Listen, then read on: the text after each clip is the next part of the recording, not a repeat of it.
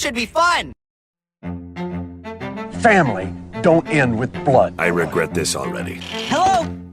Not an idiot. See ya! Lilu Dallas Multipass. Give him the bits! The bits! The bits! The things I do for love. I will never, ever turn my back on people who need me. Cartoons. The name's Static. I put a shock to your system. After all I've done for you, this is the payback? When Dad passed away... Don't you mention him. Why not? I'm the man of the family now. Says who? Rough weather we're having. It's that dude. He's got some kind of power over the wind. This episode contains themes of gun violence, racism, income inequality, and the minority experience in America. Have fun.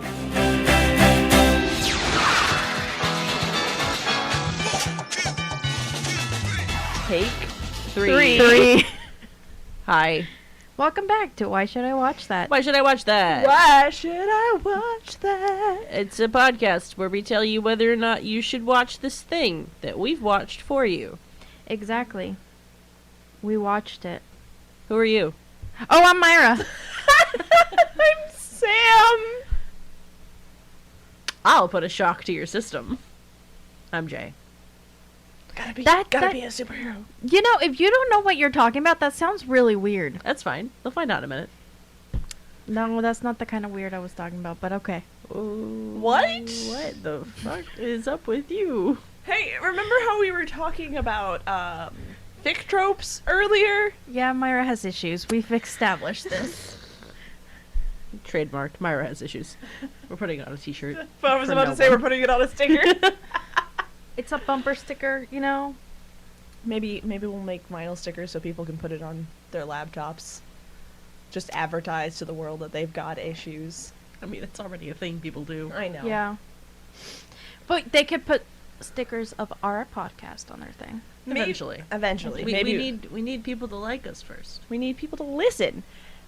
But anyways. Hi, listener. Hi. Beloved listeners. Welcome back.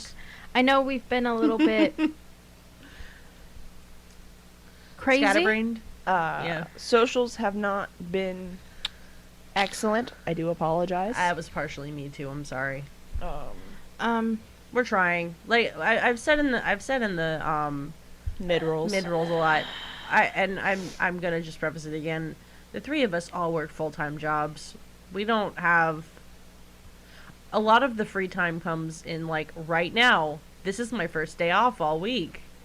And mine too. We be doing this. I ain't mad. I love you guys. I'm here to do the podcast. But like tomorrow I have laundry and chores and litter boxes and cleaning the car. Yeah, a lot of shit to do. So like balancing everything is not easy, and we are trying. But if you've stuck around with us through all the trials and tribulations of whatever number episode this is, we just want to say thank you. Thank you. Thank you so much. We understand you didn't like the photograph episode. We didn't either. Yeah. We're all gonna have some duds. This was the first dud. I will say, my bad. It's all Myra's fault. I mean, I don't want to say it is, but I flat out said to you, hey, I think we should do something different, and I got ignored. It's not that you got ignored. I am aware, but that's even though there were outside circumstances, that's basically what happened. It is. He's right. But anyway, this week we're discussing something much more exciting. Oh my god. Also, side note, coming off the high of last week, so much more excited. We are on a roll again. Last week was fire, and we are carrying it forward. So, continuing in the theme of Black History Month, we are discussing Static Shock. Is this the last episode of Black History Month? It is. It is. Yes. I hope everyone has had a safe and educational and good Black History Month. Yeah. I hope you've punched a racist, because that's fun. Punch a Nazi. That's also fun. The boys taught us one thing and one thing only, and it's to punch a Nazi. Punch your local Nazis. Yeah. I forgot what I was going to say. I'm sorry. Oh, we have a new system to try and not talk over each other, so hopefully this episode will be slightly more organized. Yeah, because we've realized we We're a bunch of scatterbrain hoes. Yeah, another fun, note if this is your first time listening to us, no one on this podcast is neurotypical. Oh God, no. We are three Neurodivergents. Three neurodivergents trying very hard to not sound like a fucking mess. Yeah. Like, majorly. I think with both of you, I have had conversations where it's mostly just us kind of stuttering out, and it's literally just us kind of like finishing each other's sentences for like a solid 6 minutes, and it doesn't make sense if you're not on the brain link. I know, because if somebody walks in and tries to listen to our conversation, they're like, what the fuck are you talking about? Your mothers have done that. They'll come in and they'll be like, the fuck is going on? Yeah, so trying and to... then we have to try to explain that. Yeah. So trying to kind of curb our like regular cadence and also be polite to one another in doing so has been a little bit of a challenge. So we're trying a new system. We made these cool cards so that there's a little bit more of a system in how we do things. So hopefully there'll be a lot less interruption, both for the politeness of each other and for your viewing pleasure. You mean listening? That was the joke. Oh. So, the whiteboard's not there. Oh, fuck. Shall we start with the summary? Yes. Yeah, and I am Wait, are we doing some episode by... Well, yeah, because we always do episode. I got this. Here. So, for Trust me, I've got this.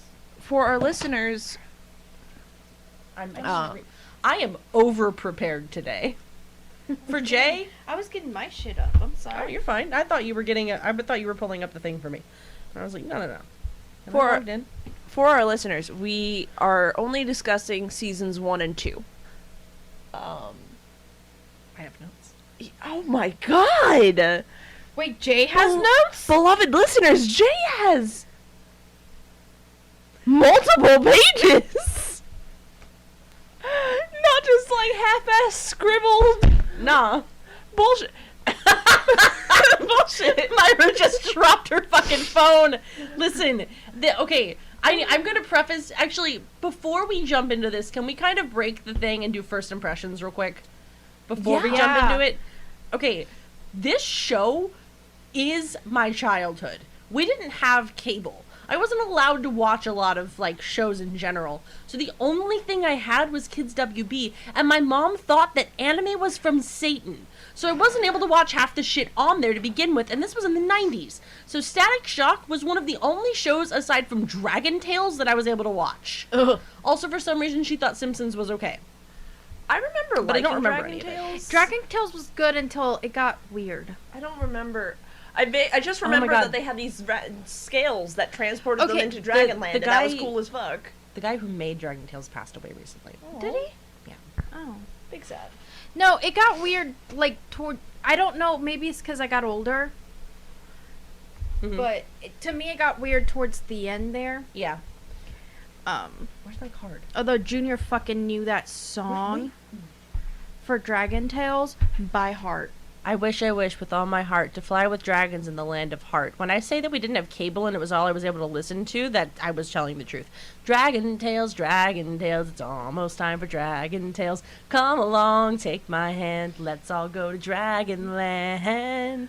That and Cyber Chase. Cyber Chase slaps. Cyber Chase made me think I was going to be a mathematician growing up. Wait, which one's Cyber Chase? They had the little parrot. The parrot who talks like this. Oh my god. He was very rough. He might have not sounded like that in Spanish, I just realized.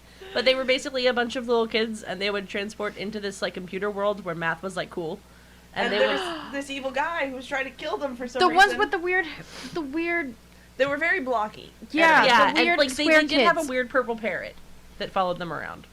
I don't remember the purple That's fine, you parrot. don't have to. I don't think he did much. Is his name Gizmo?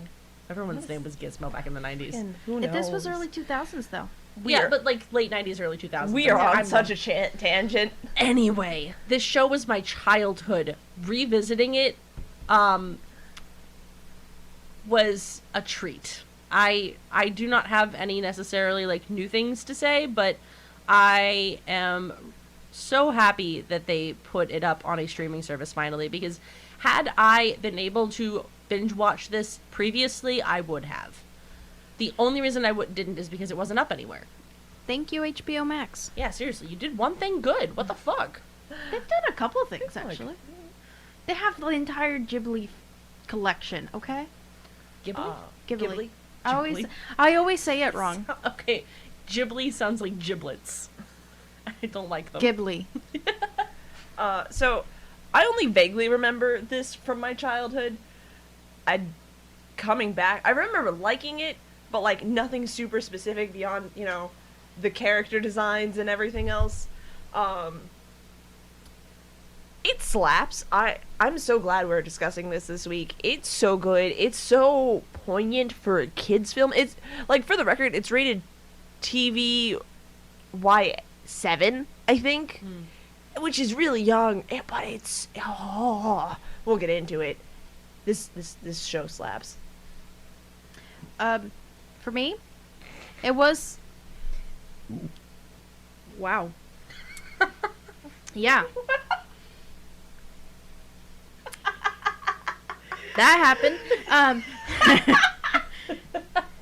Myra goes and gets coffee. I'll have almond milk so that my stomach is less mad at me. Myra 2 hours later.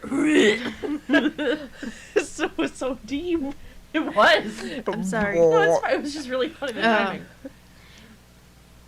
Yeah, no, this was... It was interesting to see it again as an adult. Interestingly enough, it was even more interesting because of the fact that I had not realized that I watched this show in Spanish. I straight up watched this entire show as a kid in Spanish because it came on not Cartoon Network. It came on the Kids WB. Oh, no, maybe not in Mexico. Kids, the Univision for kids, where all the cartoons. Yeah, Univision's it's not called Univision. It didn't become Kids Univision until like the late 2000s, but it had a different name. And they would take all the kids shows that were in Disney and well, not Disney, because Disney had Disney Spanish, but like Cartoon Network. And I'm not surprised. It's just so dumb. I hate when companies are like, our company, but Spanish. Oh, yeah. Sorry. No, they had Disney Spanish, and then they had like the Cartoon Network shows, the Nickelodeon shows, and then That one was not me. I did that so if you wanted to pick up your card, you can. Oh, great. The Nickelodeon shows until Nickelodeon became Nickelodeon Spanish and whatever. But so it was interesting because my parents at the time did not want to pay for Cartoon Network channel because we've always had Dish. We've always fucking had Dish. And I'm so sorry. Yeah, don't get me started. So they didn't want to pay for, you know, the kids channels, but the Spanish kids channels came with the Spanish package. So we got the Spanish package. Hell yeah. And so it was interesting actually seeing these shows in Spanish or English, because I saw them in Spanish. You know what I realized too? I saw Invader Zim in Spanish. And in English. No, I've seen it in English. I was about to say, what the fuck do they sound like? Oh, they sound fucking hilarious. We'll look it up later. But, so it's very interesting because some of the content didn't translate the same. I mean, a lot of it did, but some of the content, especially like a couple of episodes, particularly with celebrity show-ups, because you don't, in the Hispanic culture, you don't see them as much. It was like, huh? But who the fuck are you? Who the fuck exactly. Are you? But that was interesting. Yeah. Okay, so real quick, I forgot about something from my thing. Back in the day, I don't know if you guys know, we used to have these things called VHSs.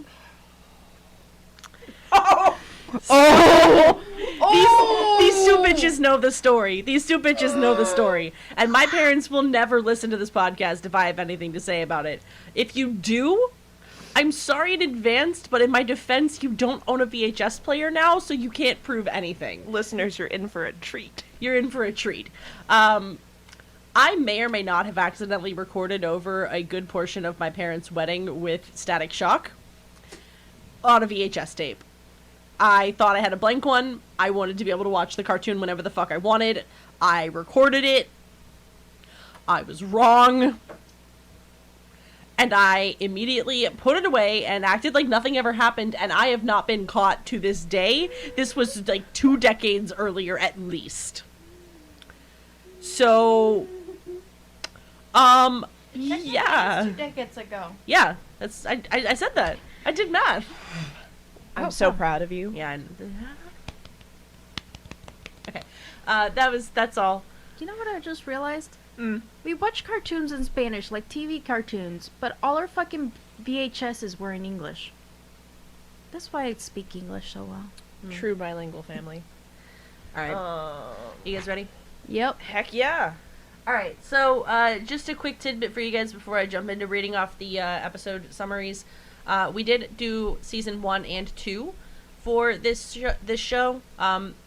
There are 4 seasons, but because we're kind of trying to cram a lot of cool stuff into the next couple of months, we might cover the other 2 seasons later. But we tried to get as much in as we could this month, and while I was able to watch all 4 seasons, I was the only one. So, the other 2 saw seasons 1 and 2, so we're gonna do those. 4 a.m. shifts are rough. Yeah, you have rights. This isn't a call-out post. I'm just explaining. All right, so episode 1, season 1, Shock to the System. Virgil Hawkins is a smart, funny teen who tangles with school gang leader Francis Stone, who calls himself F-Stop. The leader of another school gang, Wade, protects Virgil sometimes, but says he can't be there all the time for Virgil. Wade asks Virgil to join his gang, but Virgil doesn't want to be a part of it because a gang's gunfire killed his mom, Jean. Wade tells Virgil to show up at the docks. Virgil's afraid to say no, so he shows up. When Virgil arrives at the docks, Wade's gang gives him a gun as F-Stop's gang shows up. A gang fight ensues. Virgil throws the gun in the river and hides as the police arrive. As soon as the police get there, they start shooting, hitting some gas canisters and causing gas to spread all over the docks. Virgil runs home and the next day discovers he can control and manipulate electricity and anything metallic. He goes over to his best friend Richie's house and they pick out a costume and a superhero name for Virgil. I promise they are not all this long. They put a lot into the first, second, and third episode summaries. Everything else is like 1 sentence. Episode 2, Aftershock. Season 1, Episode 2, Aftershock. As a result of last episode's explosion, metahumans, also known as bang babies, are everywhere, and most of them are committing crimes. Virgil begins to fight crime as Static when F-Stop returns, now possessing the metahuman ability to control fire and renaming himself Hotstreak, aka Mini Bakugo. Virgil is ready to beat him once and for all, but loses his first fight.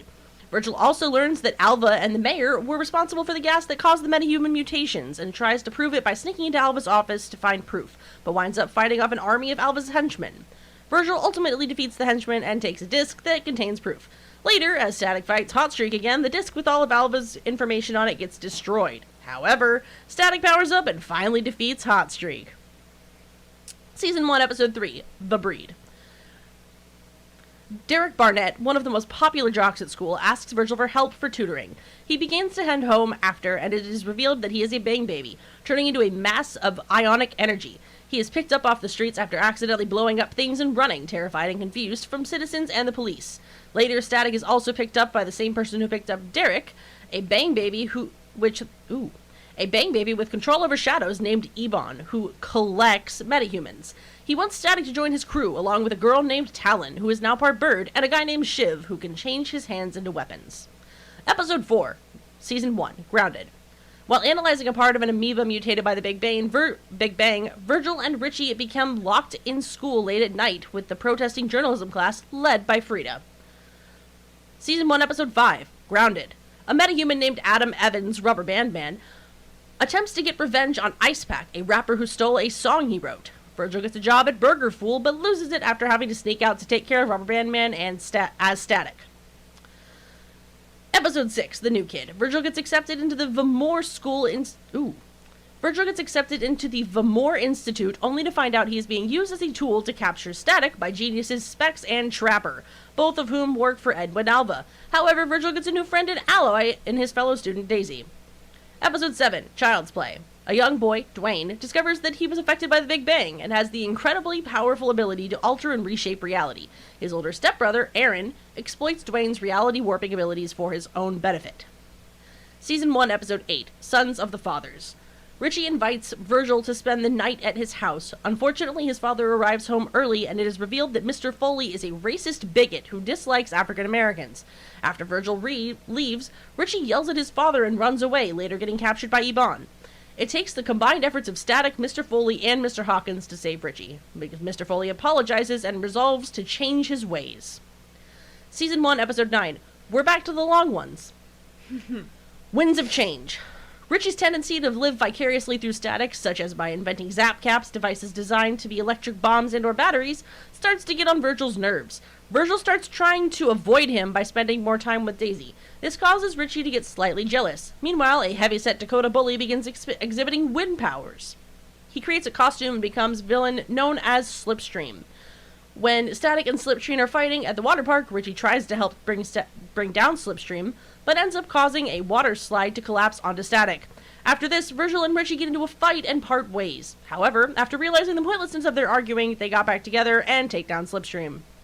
Episode 10, Bent Out of Shape. Rubber Band Man escapes from jail and becomes Stringer, a rapper who is dating Virgil's older sister, Sharon. Once Static realizes Stringer is Rubber Band Man, the latter runs away and blames Static for ruining his new life. He attacks Static and unmasks him, but before he can look, Puff and Onyx metahumans, who decided to become bounty hunters for cash incentives, intervene. Season 1, Episode 11, Junior. Edwin Alva Jr. does whatever he can to earn his father's respect, even going so far as to discover a method to control the effects of the Big Bang fluid.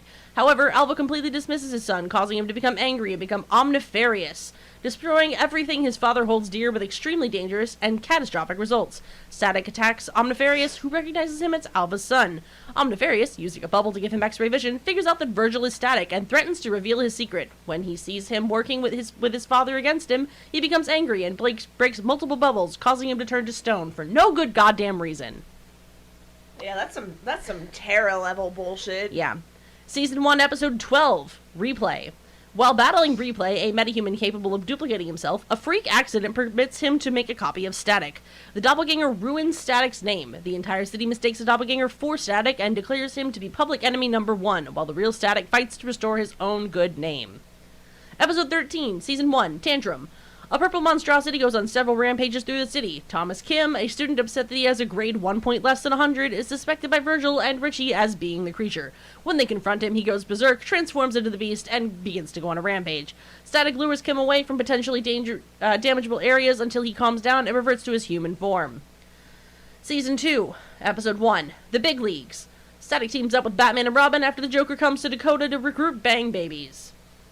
Season 2, Episode 2, Power Play.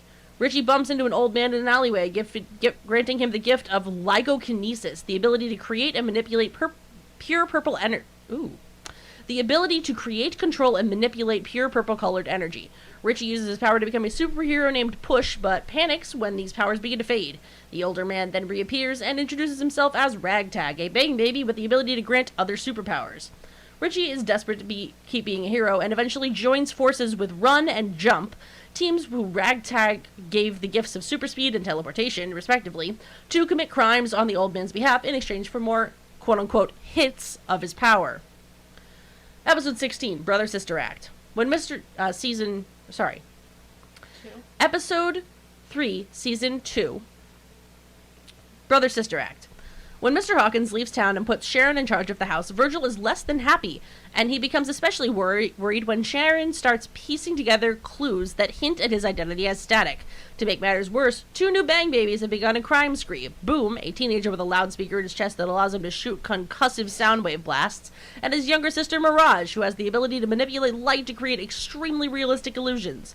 Upon discovering that Mirage is a reluctant partner in her older brother's plots, Static tries to work with her to stop Boom while simultaneously keeping Sharon from discovering his secret.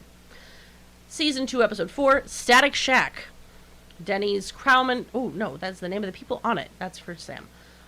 Notes. Sorry. I took the notes around the episode summaries.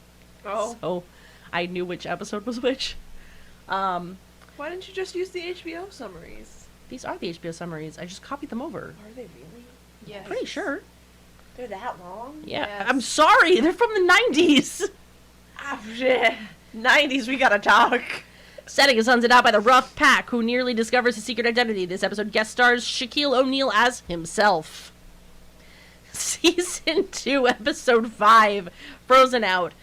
The holiday season is upon Dakota, and Virgil is trying to balance attending various parties for his friends of different faiths.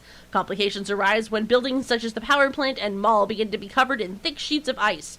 The cause is a bang baby named Permafrost, who has extremely powerful cryokinetic abilities. It is eventually revealed that Permafrost is a homeless girl named Maureen Connor. She suffers from mental problems stemming from her mother's death and stepfather's neglect. Maureen's trauma makes her unable to control her powers, especially when people ignore her when she asks for money and food. Static eventually finds Maureen and, rather than fighting her, offers her aid. Maureen calms down and accepts help from a local pastor, which in turn teaches Virgil the true meaning of the holidays. Season 2, Episode 6, Sunspots. When sunspots appear, they can control Static's powers, sometimes causing his magnetic force to rage and go out of control, while other times his powers simply vanish out of nowhere. Until the sunspots disappear, which is unpredictable, Static has no control over his electromagnetic abilities at all, which becomes a problem when Hotstreak goes on a rampage. Season 2, Episode 7, Pop's Girlfriend. Virgil ran away from an officer to prevent her from searching his backpack and finding his Static costume, only to find out the officer is his dad's new girlfriend, which prompts his dad, Robert, to ground Virgil. Season 2, Episode 8, Bad Stretch. Rubber Band Man returns as a hero. However, did he really change his ways, especially when Ebon, his older brother, comes to invite him into the meta breed? Season 2, Episode 9, Attack of the Living Brain Puppets. In an effort to win the class president election, a high school bang baby named Madeline Spaulding turns almost everyone in Dakota into zombies that cannot resist her will. Season 2, Episode 10, Duped. Adam enlists the help of A.J. McLean from the Backstreet Boys to get a recording deal, but a jealous competitor by the name of Replicon wants to reap the fame and winnings for himself. Season 2, Episode 11, Jimmy. After merciless tormenting and a violent prank from a group of vicious bullies, a troubled teen named Jimmy Osgood uses his dad's gun to protect himself and accidentally shoots Richie in the leg. With the help of a psychologist, Virgil must deal with the shock and his feelings of guilt for not preventing the incident. That is Season 1 and Season 2. I apologize immensely for how fucking long that was. That's hefty. My job here, for now, is done. Thank you, Jay. Back to you, Sam. Thank you, Jay. Back in the studio, we've got the general information, which is not as long as some other shows. We'll see if we can do this well. Is that a shot? They were that long on purpose. I mean, the boys' episode summaries were like sentences. No, but I feel like this one didn't just do summaries. They almost told you the whole episode. They told you the whole really plot. fucking did. It was really annoying. I would have much rather had, like, Ice Villain shows up. Virgil has to deal with the holiday pressures. See what happens. I can't go back in time and make decisions for them. Okay, so obviously this is an adventure comedy science fiction superhero show, which is the genres as Wikipedia lists them. It was created by Dwayne McDuffie, Denny's Cohen, Michael Davis, and Derek Dingle. Did you just... His name is Derek Dingle!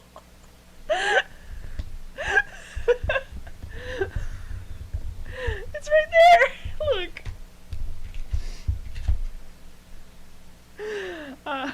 Look. Based on Static by Milestone Media. Written by Christopher Simmons, Dwayne McDuffie, Len Unley, and John Semper. Created by Denny's Cohen, Joe Saicha? Saicha? Who is he? Right there. Saicha? Yeah. And Dave Chilstick. Starring Phil Lamar, Jason Marston, Kevin Michael Richardson, and Michelle Morgan, or Michael Morgan? Michelle Morgan. I'm sorry, my brain never really processes the difference between Michelle and Michael. It's just where the second E is. Yeah. The E at the end makes it ole.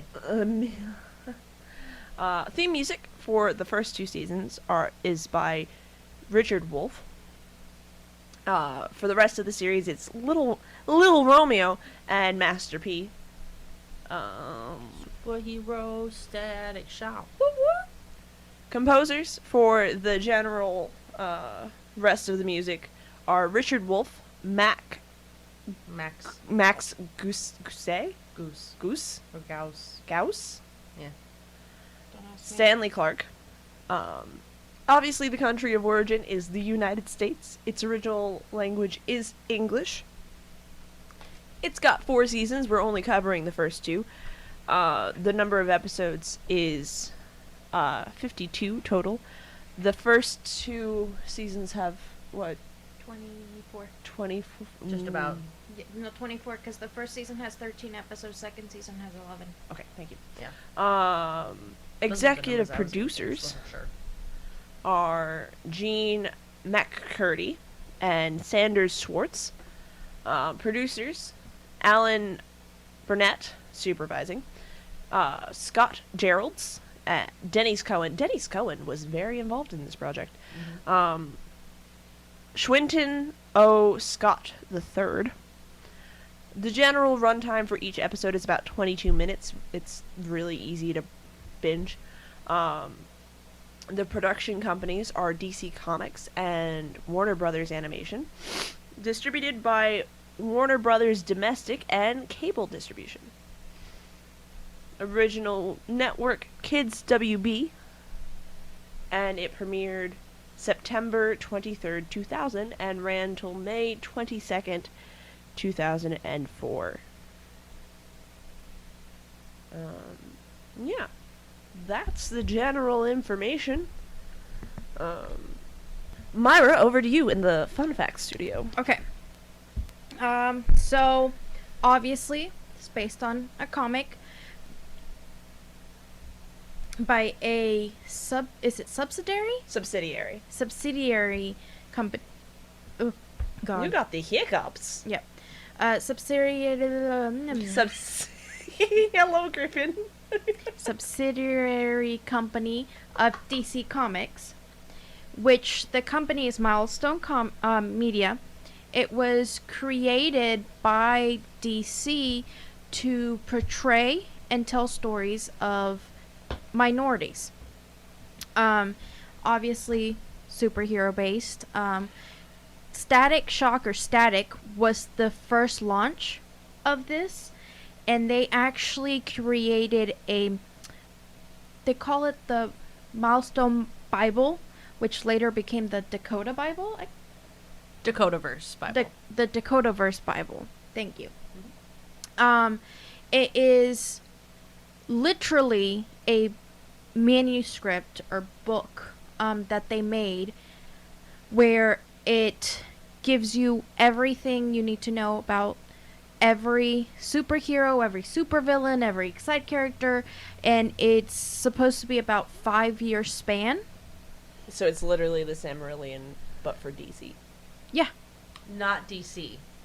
Or Milestone. Yeah, I'm sorry. it Milestone there's a Comics. There's a difference. There is an important difference. Yeah, Thank yeah. you. I misspoke. How fucking dare you? So for Milestone, it is a very interesting take.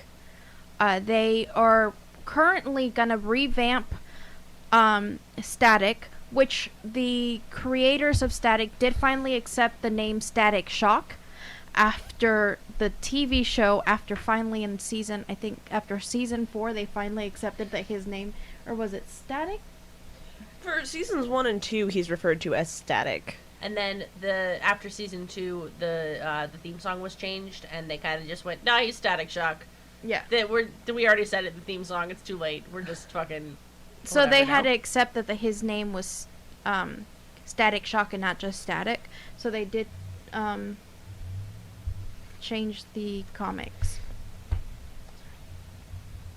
I wonder if that was a choice of the times, because if you notice, all of the characters in that show, aside from Hot Streak, that's 2 syllables, 2 words even, everyone else had 1 word as their name. Right, Rubber Band Man. Well, let's not count him, because let's not count him. Avon. Yvonne. Spider's Rubber Band Man, who's an outlier and should not have been counted. We've got Static, Gear, Avon, Heckin'. Replay. See, now all I can think of is Rubber Band Man. Ferret. Armadillo. Armadillo. Yeah, he's literally an armadillo. Yeah. Oh, characters. Yoink. Yeah, you were only going to get the main characters from I that. was gonna try. But yeah, my point is, even if you go through, like, every time there's a new villain, they go, that's not my name anymore. My name is this 1 word that defines my fucking permafrost. It's one word that... Yeah. I wonder if that was on purpose from the times or something, because it's not something we do nowadays. No. So they did finally, in the comic, actually change his name. But yes, DC is revamping Milestone Media and bringing it back, and they are actually going to be relaunching Static Shock as a online comic in April of this year. So that's something fun to look forward to. Another little fun thing to look forward to is they will be making a film of Static Shock. And it is known that Michael B. Jordan and his production company will be involved. We don't know the extent of his involvement yet. I don't know if maybe he'll be playing like a character in the film as well. But it's still up in the air. It's not meant to come out to at least 2024, so we got quite a while.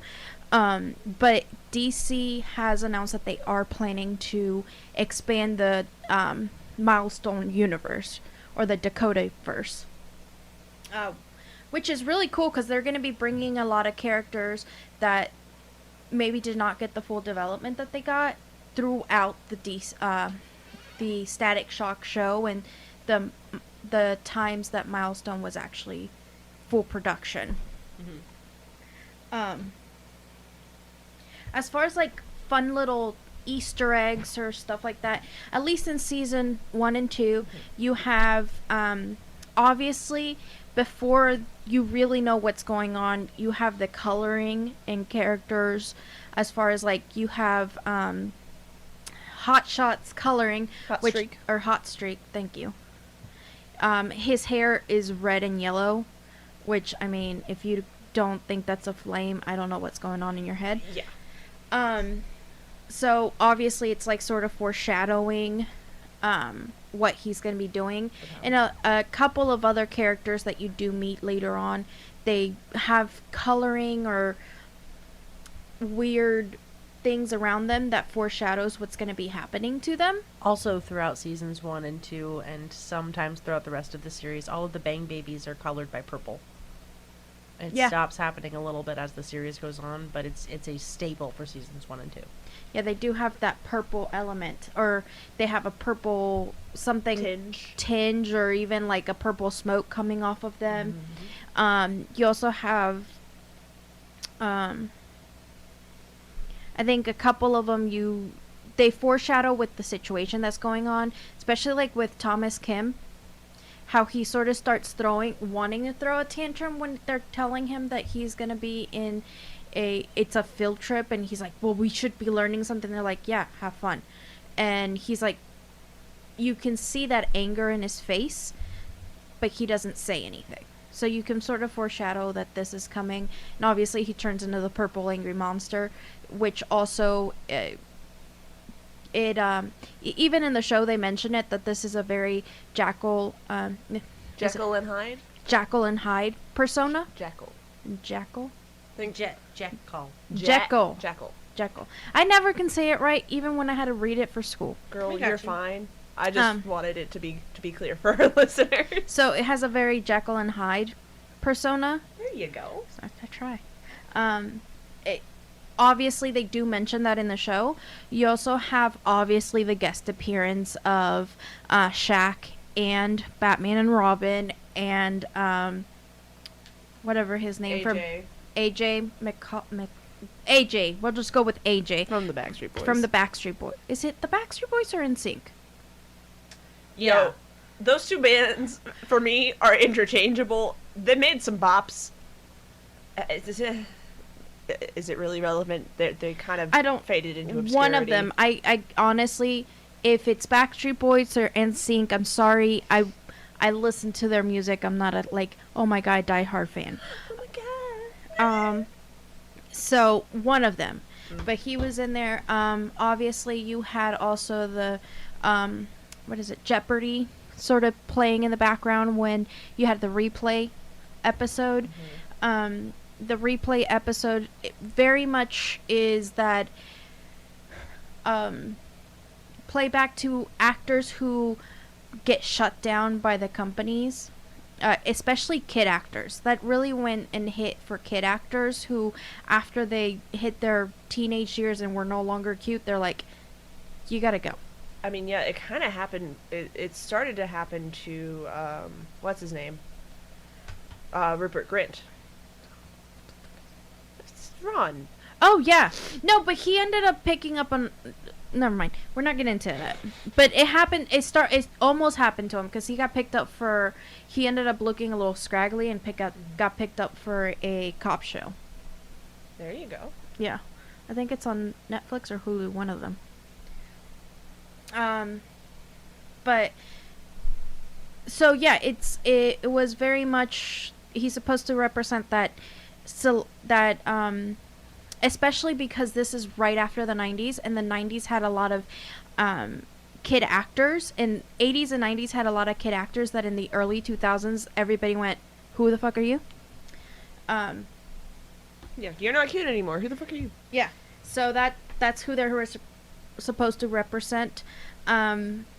Obviously you had a lot of other little things that you could pick up as far as characters. You had the Mr. Elastic and I always forget his fucking name. Torch. Mr. Fantastic and Yep. Human Torch. Yep, you knew who I meant. Yeah. The Fantastic Four. I gotta admit, Fantastic Four is not like my favorite comic.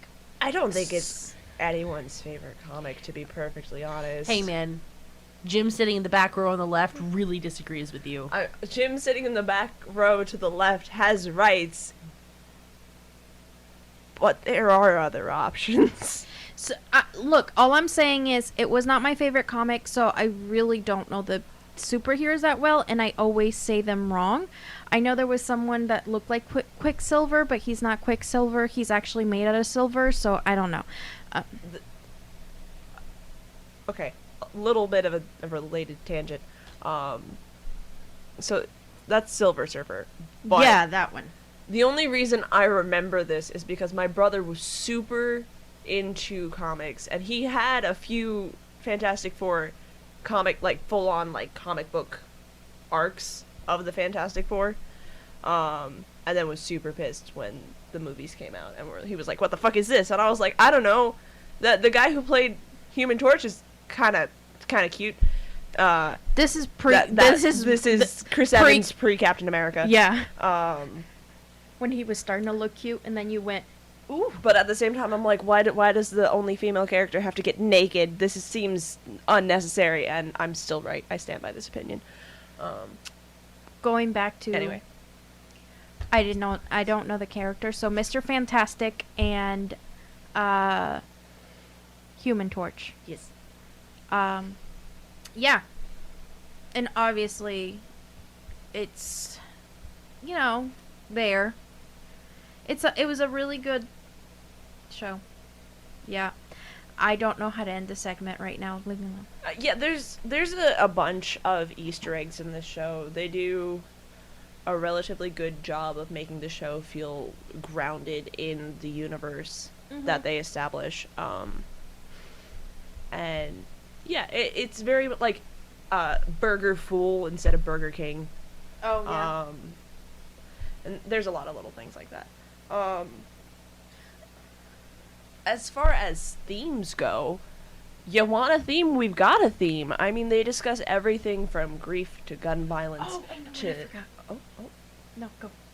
Grief to gun violence to homelessness, mental health, jealousy, hero worship, friendship. I mean, it does such a good job, and it does such a good job of making these themes feel approachable and easily digestible to children. Go ahead. What I forgot to mention is that, fun fact, Richie is canonically gay. Richie is canonically gay! And I totally forgot to mention that. I can't believe I forgot to mention that. I'm like, what the fuck? And it's addressed very well in the comics. It's addressed beautifully in the Go ahead. Keep going. Keep going. Because I have number 2. Because I mean, it's addressed in a way that you sort of understand it in how you, unfortunately, some people get attacked for who they are. Okay, so also, I'm adding on to the forgotten parts of the fun facts. There is one other thing that I think I forgot to tell you about, but it's a thing. So we briefly see the Blood Syndicate in one episode a little later in the series. Basically, it's a bunch of people who can't go out into the light because the light will kill them because vampire physics? I'm not sure. They don't really go into it. That's not the point. The point is, in the original comics, the Blood Syndicate had 2 specific characters. Thade, who was a gay man with the power of flight and intangibility and had forced himself to stay together at all times lest he become dust in the wind. And Masquerade, who essentially had shapeshifting powers and was very possibly the first trans male character in mainstream superhero comics. I love you. Yeah, this company, chef's kiss. Milestone Media needs more rights. Yeah. I think we might have touched on this. I kind of zoned out when you were doing a lot of your, because there is so many fun facts. I think Static Shock is the first black superhero TV show to air on a major network. I remember reading that somewhere. I don't know, so that's why. Because I think it is, but I wasn't sure, so I didn't want to mention it and be wrong. Yeah, same. I'm not 100% sure on that. I know that this company was like one of the first innovative companies like this that used not only it was majorly produced by People of color of different cultures, of different backgrounds, and it was meant to voice the voices of the gay community, the black community, the Hispanic community, like all the minorities that were ignored, and to tell their stories through their eyes by creators of their kind. Okay, you went over themes, so let's start discussing. Where are we starting? I mean, where do we want to start? Can we start with the fact that I think they addressed beautifully especially for me, one of the major things that they addressed so well was racism. Let's talk about season 1 finale. Yeah, for sure. Was that the finale episode? It was their finale episodes do not pull punches. Yeah. But no, I'm talking. That was not the finale episode. It was. Was it the Reggie? No, because Richie's and Richie gets kidnapped because his dad's a racist. Well, no. I thought that was like he doesn't get kidnapped because he runs his dad's away. a racist. He runs away because his dad's a racist and is on the streets. I think that's episode 9. It was not. It's like episode 9, right? No. Yes. Winds of Change. No, hold on. I'm looking. Give me a second. No, Winds of Change is when they get jealous at each other. That was episode 9. That's why I said that. The last episode of season 1 was Tantrum, where the purple monstrosity goes on several rampages through the city. It's when he's mourning over his mom. It is Son of the Father, episode 8. Sons of the Father. Okay, so I looked straight over it. I was fucking wrong. So I pirated season 1 because I didn't realize it was on HBO, so I watched that out of order. What? I didn't realize it was on HBO! Illegal activity's been spotted! Why are you saying this on this podcast, Sam? We're gonna get in trouble. Fine, we'll cut it. They don't have to know we're illegal. I watched season 1 out of order. Yeah, I was gonna say no. The last episode is when he's discussing his mommy trauma, which I mean, he has rights to discuss that. But I'm talking about like the racism episode. Racism episode is so good, especially because Richie is so like, what the fuck, Dad? Yeah, the way they frame it is so good because Virgil's like, hey, man, my best bro, my homie, why do we never hang out at your house?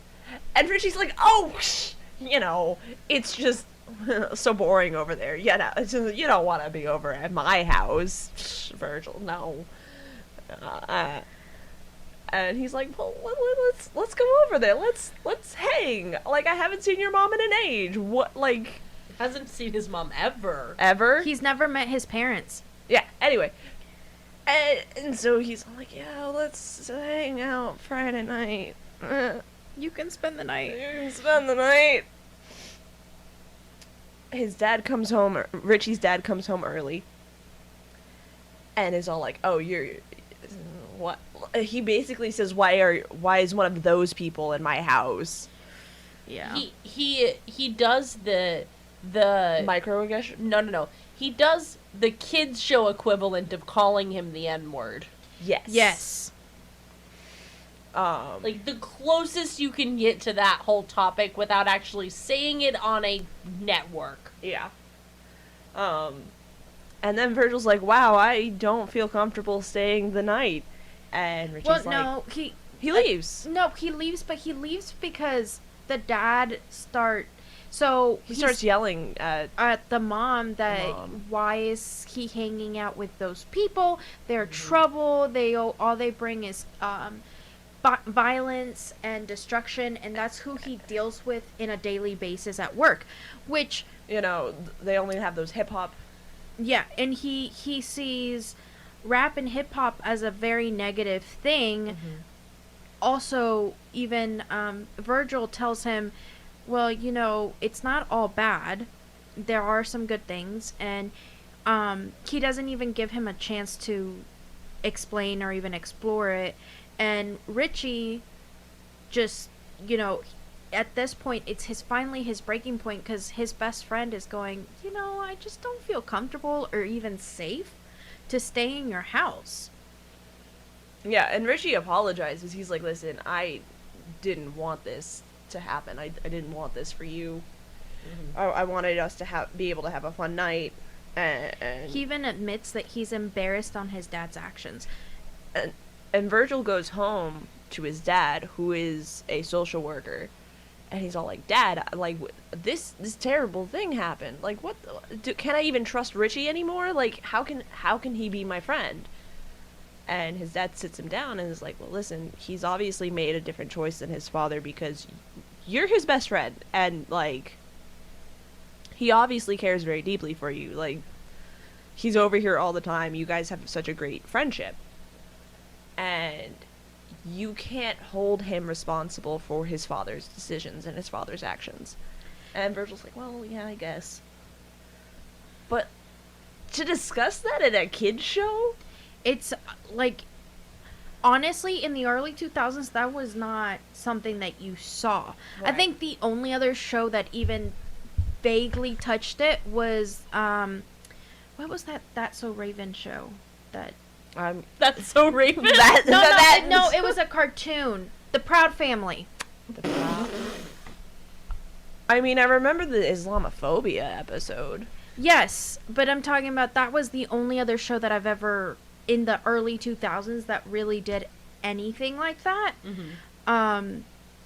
So for it to be something innovative like that, to be showing it to kids, to bringing up the topic of racism to kids, because at this point, either you've experienced it or you hadn't. Yeah. It honestly, that's that's the reality of life, is either you are in the midst of being treated the way that you're being treated, or you're not. Or you'd been around it and didn't understand it. Exactly. Yeah, you didn't Hi. have the words to identify it or classify it. Yeah, it was, again, I watched it in Spanish, so it didn't translate as well, just because at the time, more of what I was seeing is racism towards myself. Mm-hmm. And I was very fortunate to have friends that were not racist like that. And also, I think a lot of it also was my parents really didn't let me go to other people's houses, so I really didn't get to meet my friends' parents outside of school. Like, I didn't hang out with my friends outside of school a lot, just because my parents couldn't drive me everywhere. And I don't blame them for that. I mean, you know, they had shit to do. So, being just in a situation where I only saw people in school and never outside of school, so never really seeing their parents, I never got to experience it until, like, middle school and high school, where I really got to see more of that. And at that age, you're like, okay, well, you have your thoughts, I have mine. So. Okay, so something I wanted to point out on the topic of Richie's parents, something that we kind of talk more about nowadays than we even touched on in the 90s, and also bringing up Richie's character as he was written in the original comics. Richie is originally written gay, and correct me if I'm wrong, but didn't they write him sort of with that still in mind? Yeah, the Yes. author very much he in many interviews he's like, so this is literally a show designed to target 7-year-olds in that age range, so it's not gonna come up due to varying circumstances.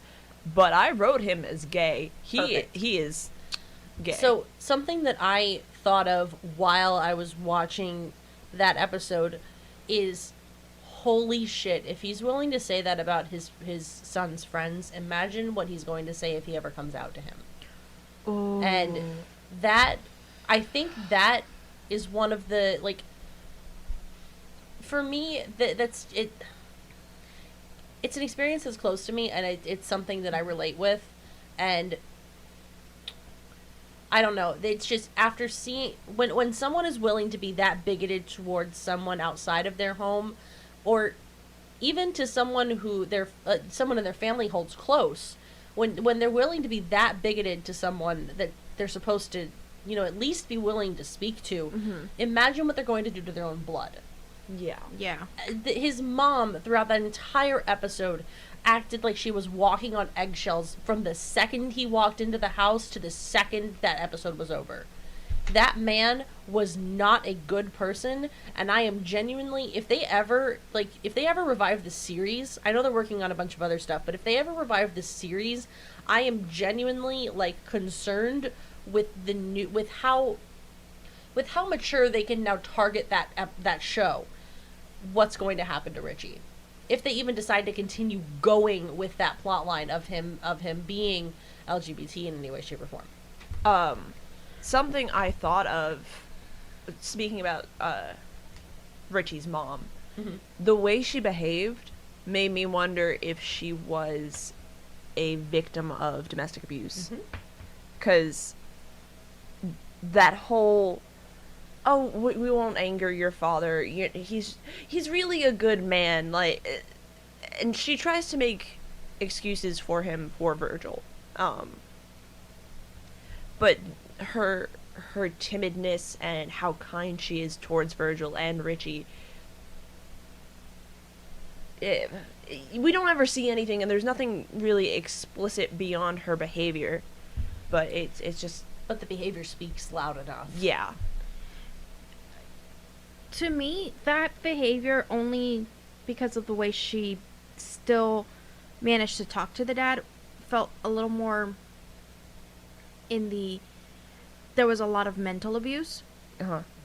And I could even go as far as saying maybe mom had an inkling that Richie was gay?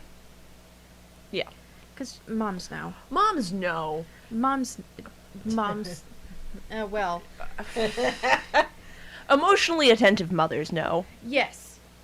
Because she, throughout the entire series, is consistently kind and warm and welcoming towards Richie and Virgil. And Virgil, yeah. Because there's this moment during that episode where she, like, gently touches Richie's shoulder or his face or something, and she's like, oh, honey, it's gonna be okay. And it kind of makes you wonder if she had an inkling that Richie had a crush on Virgil, because they kind of play it that way, too. Oh, yeah. Oh, yeah, there's the whole Daisy episode, and you can tell that that whole fucking The episode... entire episode, Richie's just like, how fucking dare you pay attention to anyone but me, you slut! Exactly! You goddamn whore!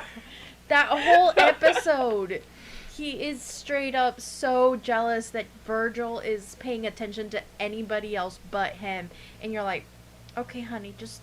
We get it. You like him. You've got the one earring. You've got... No, this is before the one earring. No, he always had the one earring. He always had the one earring. Yeah. Yes, side note, in the Shaq episode, they were so fucking ballsy. They put him in a pink tux, and you know what? I think someone at the, in, like, the higher-ups noticed, and they were like, you can't give him the earring, too. And they were like, he literally has a fucking earring. And they were like, you cannot give him the earring. So they did the lightest loop. The smallest earring. You go back and look at that fucking episode compared to every other episode he has that ring in, and it is like, you could almost imagine it not there. Yeah. It's like, you cannot make this man that gay. You are not allowed. And the fucking animators went, try me. That earring is getting in there whether you fucking want it or not. Be careful or I'll make it a rhinestone. Yes! And then in season 2, they tone it down so he just has, like, a pink shirt and then, like, a maroon tie and a blue suit. But, like, we see you. No, that was season 2. No. The Shaq episode was season 2. Sam! Listen. You... Are you sure? Yes! Pretty sure. I'm just gonna go with it. Season 2, episode 3 or 4. So, yes, they put him in a pink shirt and a maroon tie with the slightest earring. And I saw that fucking outfit and I went, you go, you funky little animators, you go! And I bet you they had, like, a celebration that it got past the censors that night. Like, oh, they did it! They fucking put it up there! They didn't see it! So, another thing that they did very well, I mean, I'm glad that I understand why they couldn't make Richie more, like, open about his, because I think he doesn't even open up about his sexuality till later on in the comics either. But it is very obvious that it is, and it's because there is that homophobia. I mean, and wasn't it only, like, like 4 years before this aired that Ellen came out? Ellen came out in the 90s, and this came out in the 2000s. Mm-hmm. So, and she got, like, she got roasted to hell and back for coming out. Yeah, she did. She like, was shot... Yeah, so it totally makes sense. I mean, I remember when a lot of other people, like, the guy who played Gandalf, when he came out, that was another huge thing. A lot of people, because he came out right before, I think, the third Lord of the Rings movie came out, and so... 1997, and this show started airing in 2000. So it makes sense. I mean, she got a lot of hate. I know the guy who played Gandalf got a lot of hate too when he came out. Why can I not remember his name? I can't remember his name. His name's Gandalf. I don't know what you want. I know, it's Gandalf. But when he came out, there was a lot of... you know what I just found out the other day? The ABC newscaster, the ABC World News. Sure. I don't know his fucking... I can't remember his name right now. I don't watch ABC. So go ahead. He's gay too. I did not know that. I'm like, huh. I really like him though. He looks dapper. Okay. I trust you. I I'm just saying. So, but I mean, he hasn't had. I think he's come out more recently, so he hasn't had as much hatred. But people that were coming out in the late '90s and the early 2000s were getting a lot of hate. Fuck yeah. A lot of hate, yeah. And I mean, there's still a lot of people that are still in the closet because of the fear of the hate and the being pushed away from your family and the hate, your family rejection. So I can sort of understand why they didn't fully do it, especially after you see that episode where his dad is the way he is. That I would be terrified to come out if my dad was like that too. And I think, but they did give you those hints that, hey, there's something there. If you know what to look for, yeah. Yeah. The queer coding with good intention. Yeah. It was queer coding because we can't actually explicitly say what we want to say. Yeah. I think, I mean, as far as that, they handle a lot of other great topics. Mourning. Yeah, grief. Throughout the show. I mean, almost every episode they sort of touch on it because they mention Virgil's mom. But there's several episodes that really hit, like the Christmas episode. Oh my god. Yes. Okay. Good ass episode. That's not necessarily one. Well, it's grief from a different perspective. Because there's so much to discuss during the Christmas episode. Because we see Virgil being haggard by the many obligations of the season. The holiday reasons why people don't like the holidays. He has to go to a Hanukkah party. He has to go to a Kwanzaa party. He has to go to, his dad's homeless outreach program for the holidays. And he has to do a Christmas tree lighting. He has to go to a multi-faith service. And he's all like, man, I don't have time for any of this. I don't want to do shopping. I don't want to do, like, any of this other stuff. And the main, I almost don't want to call her a villain, but antagonist of the episode is this homeless girl who's, like, maybe 10. And it covers grief and mental illness and homelessness so well, and with such sensitivity and tactfulness that it really brings home and makes the subject approachable for children. Something that I really liked from the grieving that they show in Static Shock is it's something that you kind of have to pay attention to, and I'm coming from a perspective where I've watched all 4 seasons. They do not forget, okay? Time passes in Dakota the same way that time passes out here. Roughly, I think what they were trying to establish is every 2 seasons was a year.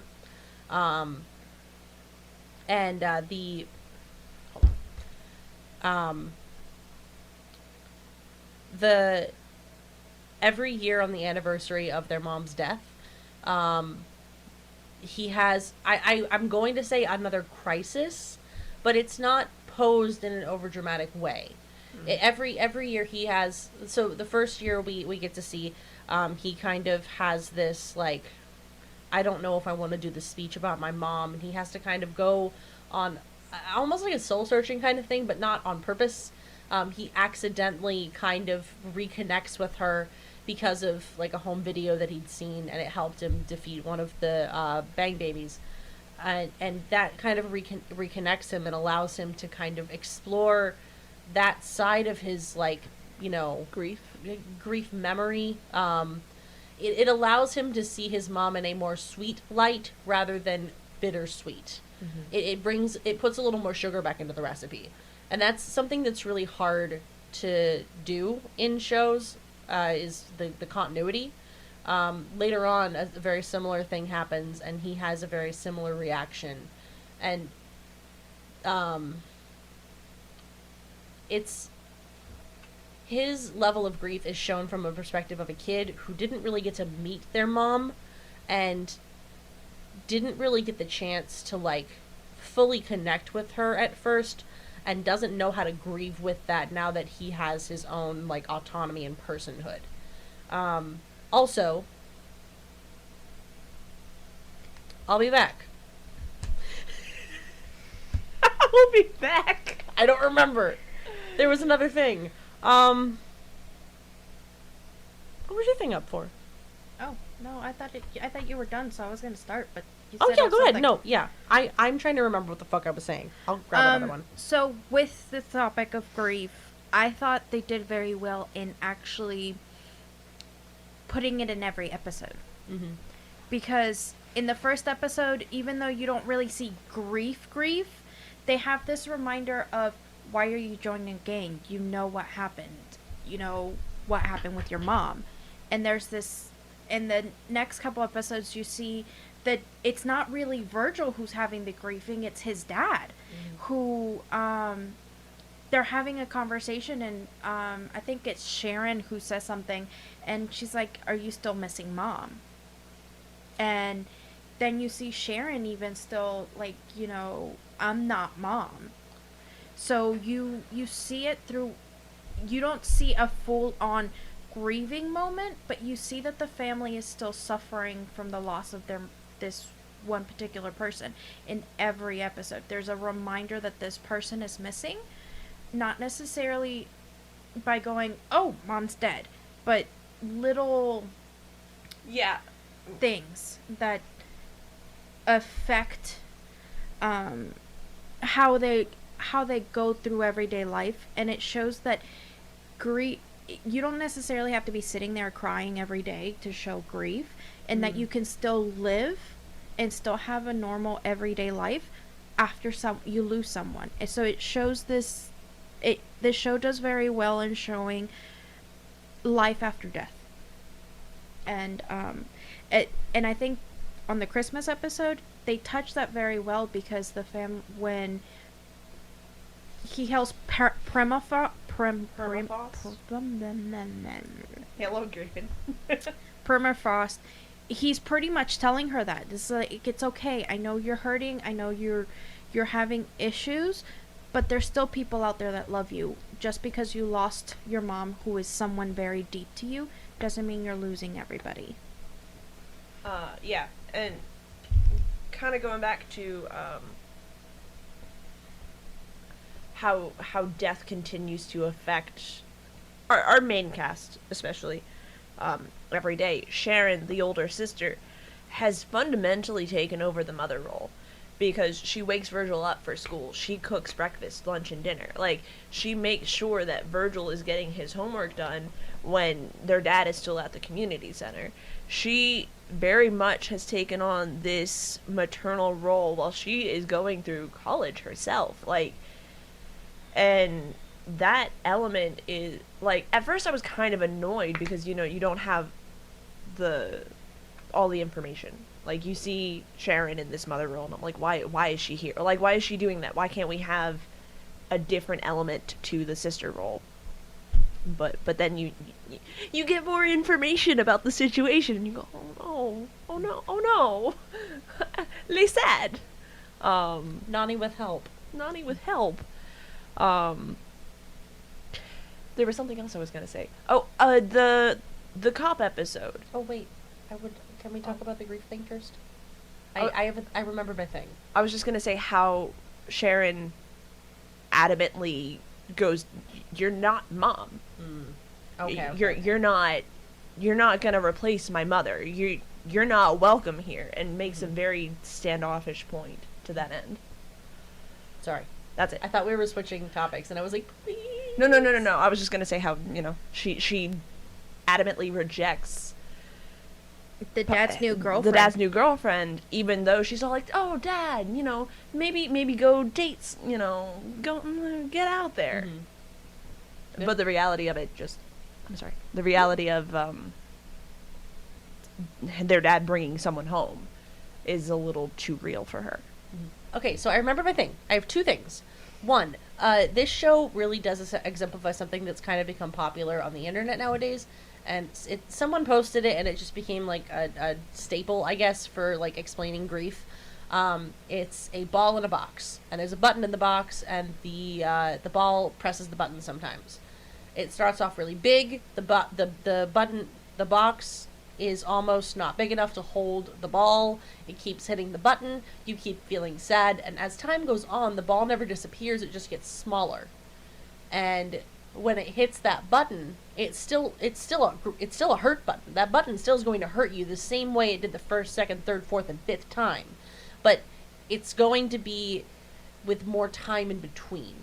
And I think we see their family, the Hawkins, when the ball is pretty small, not like maybe medium sized. Yeah. Like enough time has passed that they are not in grieving mode, but things are still not normal. And I think that's something that's really cool. Also, the other thing I forgot that I started talking about what I started talking about because I forgot the first thing I was gonna say. So, yeah, sorry, I fucking tried. So the thing that I was going to say initially was about the homeless episode, the Christmas episode, specifically about the homeless. All the message that it had. I thought it was really cool how they had an intersectional service, and I don't know why we don't do that nowadays. All of the three religions that they had there, Judaism, Christianity, and Islam, they're all a part of one community of beliefs. It's I just forgot the word. Help me. Abrahamic. Yes, I knew that. I'm so mad at myself. They're all a part of the Abrahamic religions, which basically just means that to some degree they believe that one dude who has really long hair and died on a cross in some way. No, I know. I'm. Give me a minute. There's one dude with long hair, lived at some point, made some rules. Some believe they died on the cross. Not all of them. I think actually maybe just the Christians. Just Christians. Okay. Just Christians. Christians are really obsessed with this dude dying on a cross. The others are like, hey, maybe just let him live his life however the fuck he wants. But still, they all believe this one dude lived and died in the same time span and made the same rules, blah blah blah, and they are inherently tied by that belief. I'm simplifying three religions. So I was like, I'm fucked up. Yeah, I'm really good at oversimplifying things. Don't hate on me too much. I know that there's a lot more different, but the point is that core belief is what ties the three of them together, and I love that they had them do a joint service together. It really, because correct me if I'm wrong, the two of you who went to church and paid attention, and definitely wasn't playing DS Mario Kart in the back room, God, wishing you weren't there. Oh, I smuggled that shit. I wasn't supposed to be. Fuck.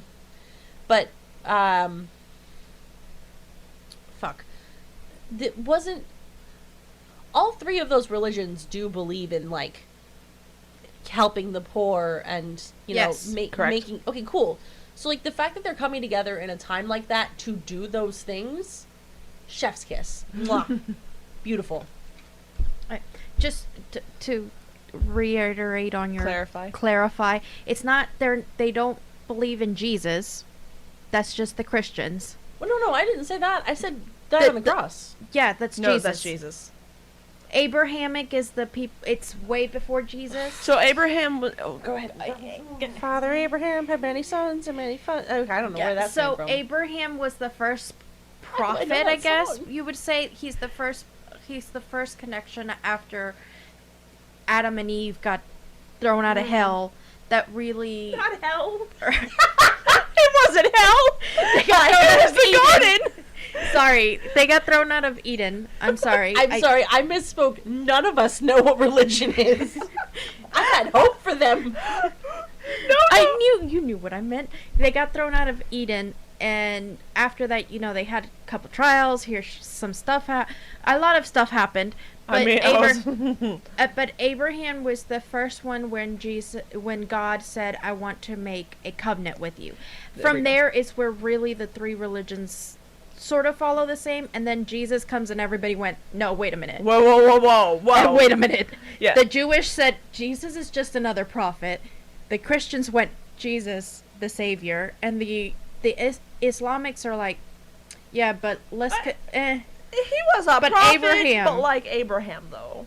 But Abraham. So that's where the difference is between the three religions. But you are right, where all three do believe in those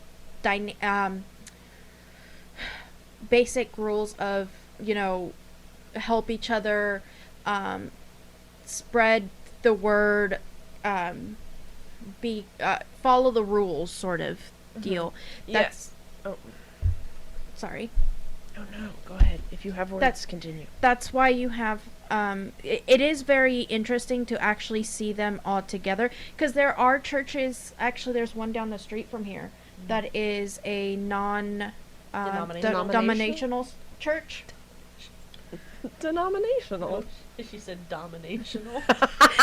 Denomination. Sorry, That's a different kind of church. Some people do be praying. But the way that they set this up was not like it was a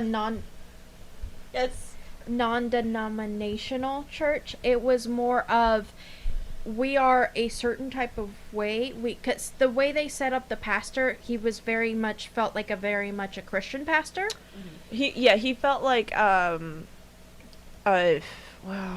Black Baptist. Yes, he felt like a very Christian pastor. I'm just putting it there because I don't want to say what religion they really wanted to do. So it's a Christian pastor, and the fact that they invited people from different religions to still join in and didn't bring them down, but actually acknowledge and accepted them, and was very, we are different, but we still can come together and accept each other.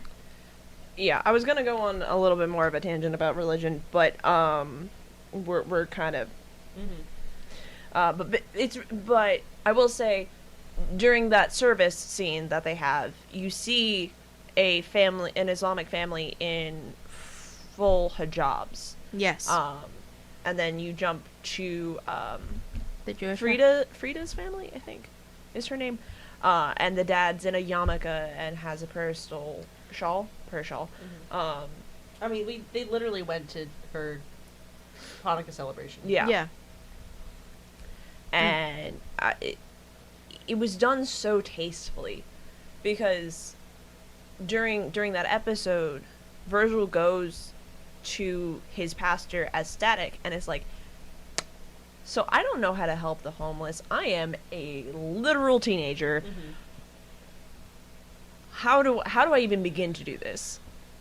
And something that I think really resonates and is the main takeaway of the episode is you have to treat her like a person who has experienced pain and suffering and is still suffering and in a lot of pain, and you have to treat her like an individual, not like the nebulous concept that we have of the homeless. Yeah. And it's so well done. Like, the character Permafrost breaks your heart. Oh yeah, no doubt she does. It's that episode to me is one of the reasons I think this comic was even written. That episode, the racism episode, like, you can see them telling stories of people who have suffered and you really don't hear their stories. I mean, even in modern day TV now, you have TV shows that they'll bring up the homeless, but they really won't go in depth like this show did. They won't touch into their background the way that this show had done, because you literally see her losing her mother, her stepdad literally walking out on them because he does not like her. You see her being scared of going into the system and just being forgotten.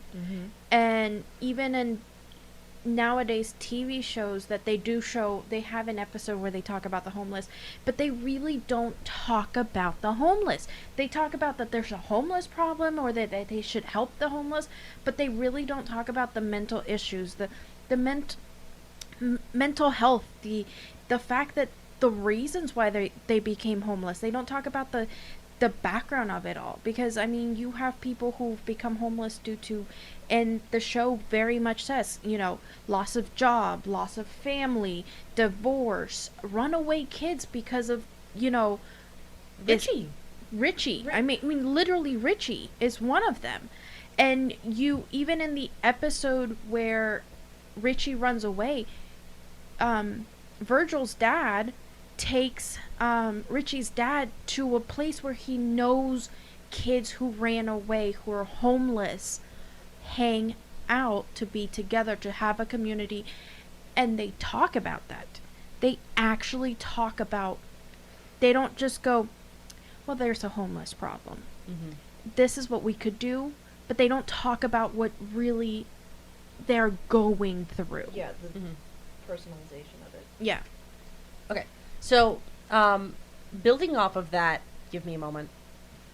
The amount of props that I have to give this show for never pausing to pull a punch. Every single time they have a chance to be like, hey, I got news for you. Some of this shit happens in real life. It's sad and there's nothing we can do about it but educate you as a viewer. Mm-hmm. They do that in the school shooting episode, which we haven't talked about yet. They do that in the homeless episode, obviously. Mm-hmm. They do it, obviously, in the episode we talked about with Richie's dad. There are others, but I'd have to go into the other seasons. They never, ever... Actually, I'm even going to put in, for most of the villains in the entire show, which, side note, we should probably start talking about the actual show rather than the points of the cool episodes. Yeah. Aside from that, the villains... Almost every single one of them has a genuine fucking reason to be on the streets being a villain. Yeah. Almost every single one of them. Hotstreak has anger issues, needs to be medicated, and needs to be in a constant therapy program. He needs genuine help. That kid is not okay. Like, it's so funny to be like, oh, look at me and my anger issues, but like, he's not okay. No. The ferret, he's the one with the weird nose. That dude, every fucking time he's working with the Metabreed to do something, like, evil and bad, he is just looking for food. And not in, like a glutton way. Like, he's a scrawny dude who's living on the streets. He just wants to be able to eat. And, at one point, the armadillo guy, I don't remember if his name's really Armadillo or not. He's an armadillo, though. He's an armadillo, though. He literally... They're robbing a place, and he's like, I hate robbing places without a food court. It's the same thing. Like, they're not doing these things out of the evilness of their hearts. They're doing these things in their mind to survive. Yes. Yeah. And that is something...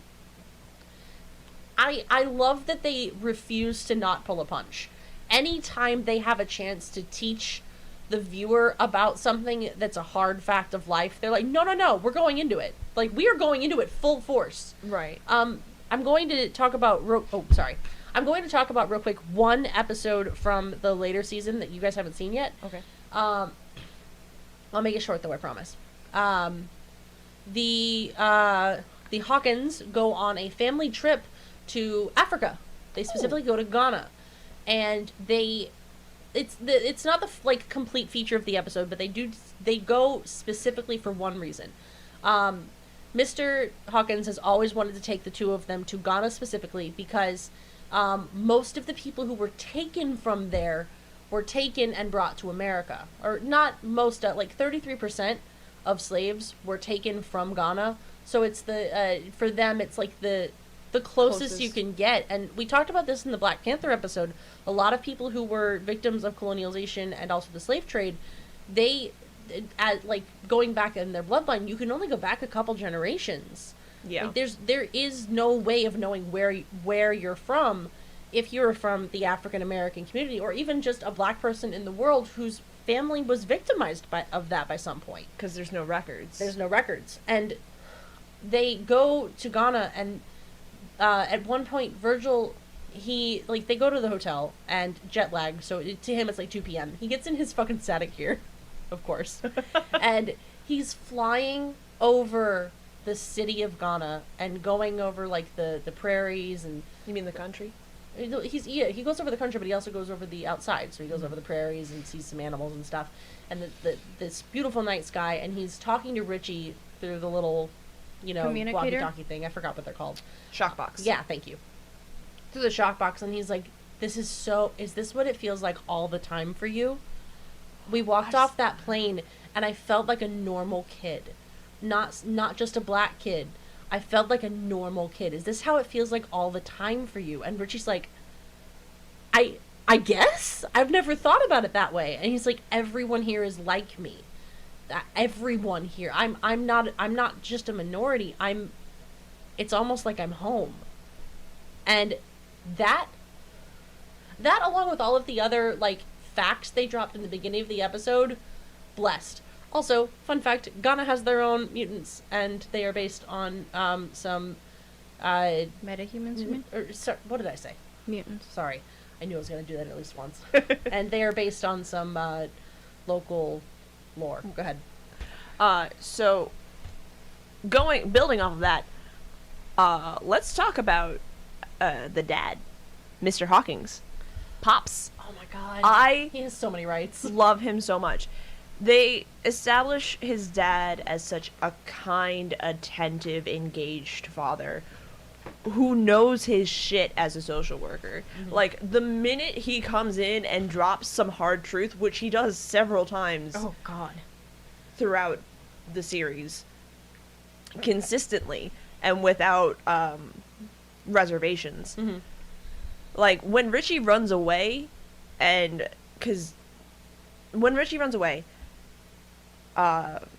Mr. Hawkins and his dad. Richie's dad, whatever, go looking. The man who has no rights. The man who has zero rights.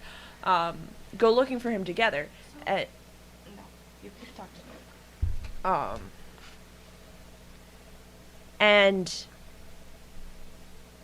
he's all like, Richie's dad's like, I don't understand why my son would run away from him, or would run away from my family. I'm such a good dad. And Mr. Hawkins comes in and is like, he ran away from you a long time before he actually ran away. Mm-hmm. You just weren't paying attention. I work with these kids. You've seen me have credibility with these homeless kids. And he does that throughout the series. Like with the Christmas episode, he's all like, yeah, the government's not gonna help, so we have an obligation to do something about it. During the first grief episode, when Virgil has to do a speech at the memorial service, he's like, listen, I miss your mom too, and I shouldn't have pressured you into speaking at the memorial service, and for that I'm sorry. And during the cop episode, at some point in the show, or in that episode, Virgil runs away from the cops because he gets scared and he doesn't want the cops to find out that he's static shock. And Pops gets angry. He gets livid, and there's this tipping moment where if he had continued, it would have been like super awful and like just an explosion of anger and disappointment. But Pops walks away and goes, I need a minute to cool off. Clean up your room, you're grounded. Which is so good. Like, Pops is great. Okay, that's it. If you would like to add on, please do. Yes. He also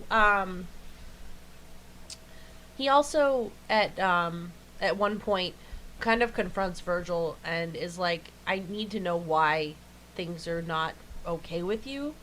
And yes. Virgil just kind of like very cryptically is like, Dad, I really don't know how to tell you. I just need you to trust me. And in any other situation, I don't think that necessarily would have been the right call. But the fact that he made the conscious choice to be like, okay, I trust you. he probably had a like checklist in his head of like, okay, if he stops hanging out with Richie, there's a problem. Mm-hmm. If he doesn't come home by like 2 a.m., we got a fucking problem. Like, he probably had a list in his head of like, I'm going to watch these things, but so long as he's still getting good grades and trying, I'm not going to push until he's ready to. Right. And the fact that he made that choice to be like, okay, you want my trust? I'm going to do what I can to give it to you. Yeah. And that is something that you do not find often in parents. Oh, no. No. But he's the perfect person to give it to them. Yeah, because he's probably worried about, like, drugs or, you know, gangs or any number of terrible fates that could befall an inner city kid. Yeah. And, you know, him being a social worker, he is very much aware of the reality and, like, he's so good. Go ahead. You had your part. No, I agree. I mean, I think the dad had a lot of in-depth movement. In-depth? Yes. I did say it right the first time. Yeah. Fuck! No, you're good. I was like, what? In-depth moments. Especially... And he was very in tune with his surroundings. He, like, noticed little things, especially, like you said, in that episode where he's like, okay, I'm gonna trust you.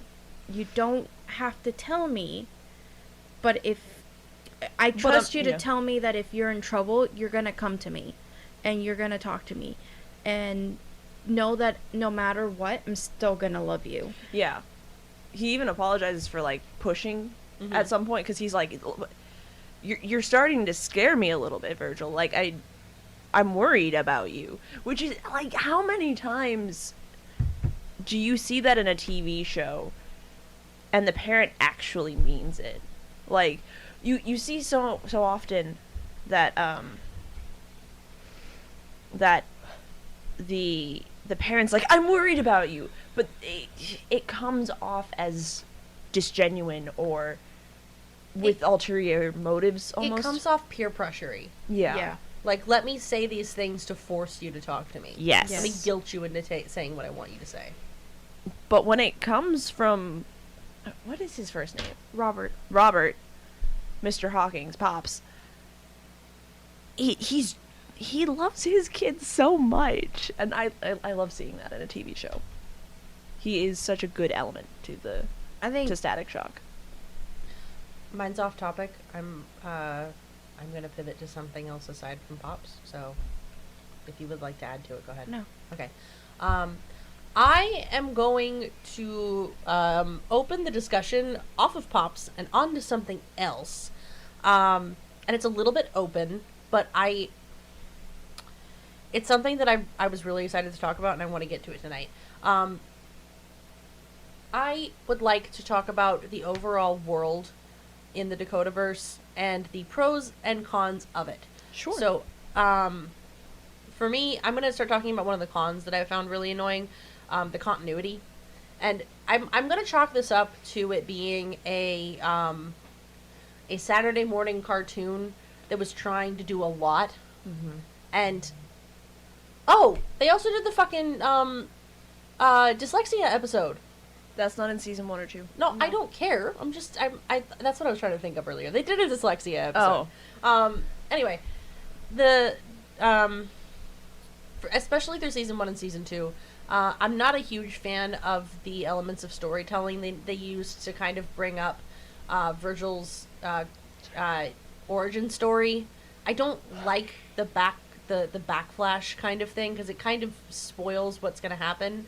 You know what's gonna happen, okay? I'm not dumb. I know we're watching a show about a superhero, but I don't like how they're like, "Hi, I'm Static Shock. I bet you're wondering how I got here." Oh, that was such a rough intro. I was The intro was corny, and I feel like while they did have a lot of continuity throughout the entire series, at some points they just didn't.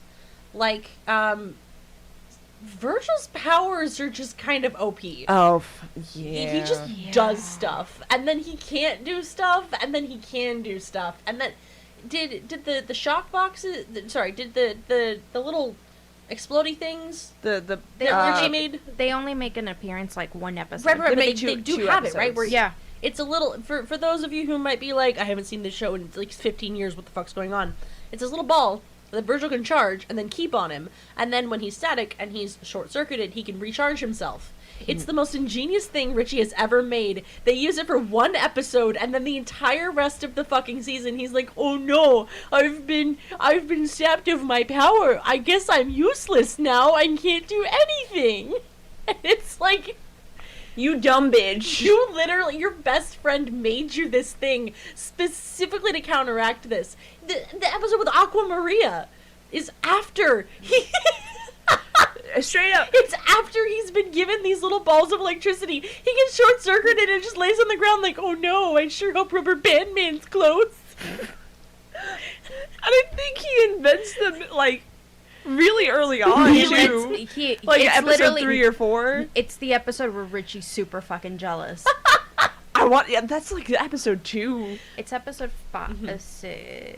Something like that. Something like it's that. It's very early on in season 1, and also the pacing of the show is jacked. There are episodes you can skip. Okay. And not have to worry about it. Hold on. One thing I really didn't like is in season 1, Static felt very grounded amongst his friends, and in season 2 that just kind of disappears. And I understand, having to focus more on plot elements and things like that, but even in the filler episodes, his friendships outside of Richie don't really exist. Like, you see an episode where he's shopping with Daisy, and like Frida's in the holiday episode, but other than that, I can't really think of it. Like, there's the boy band episode where they're just kind of reduced to screaming fangirls, but that was one thing I didn't like about the transition from season 1 to season 2. Yeah, I will say a little later in the show, they do a little bit of a better job kind of fleshing them out. I think the first time they even try to do that is, like, weirdly enough with the shooting episode. Whatever her name is, I don't know their Frida? names. Yeah, whatever. Fritos. She gets, I don't like her, she's boring. I'm sorry, I'm not taking it back. She gets a little bit of development then, and they do try and give them both some good development later on. There is even a point where they kind of look up at the sky and they're like, after like Richie and Virgil are like, "Oh, we gotta go. Stomach issues. Yeah, definitely not related to the baby boom, whatever happening. Bye." They both look at each other and they go, "You don't think?" No, they're both idiots. They couldn't possibly be. So they do, but like aside from that kind of stuff, they do a little bit better of a job kind of fleshing them out as characters later on. But I agree, the first couple of seasons did not do his other friends justice. They really feel like side characters. No, I would agree. Like, the first season, you do feel like he has more friends than Richie. He doesn't seem like that kid that's it's just him and Richie. And even with Richie, you see him interacting more with other people. Yes, Virgil's his best friend, but he still has friendships beyond Richie, or beyond Virgil. And then you go into season 2, and it really does feel like it's just them against the world. And even in some episodes, you're like, are y'all two even friends, or are you just there? Because Virgil's very much in season 2 almost feels like a loner. Because Richie's just there when needed. He's definitely trying to push away. Yeah, like, in season 1, Virgil very much feels like the golden child at the school. He's super smart, dean's list, all these other, like, academic accolades. The darling of the school and the teachers and the principals. And he's very much, like, well respected by his peers. And then you got Richie, who kind of feels, lower grade respected, but, you know, funny guy, everybody likes Richie, you know, he's a good kid. Mm-hmm. And then in season 2, like, that totally changes. And I understand that perhaps that was a decision because, you know, Static, his identity as Static,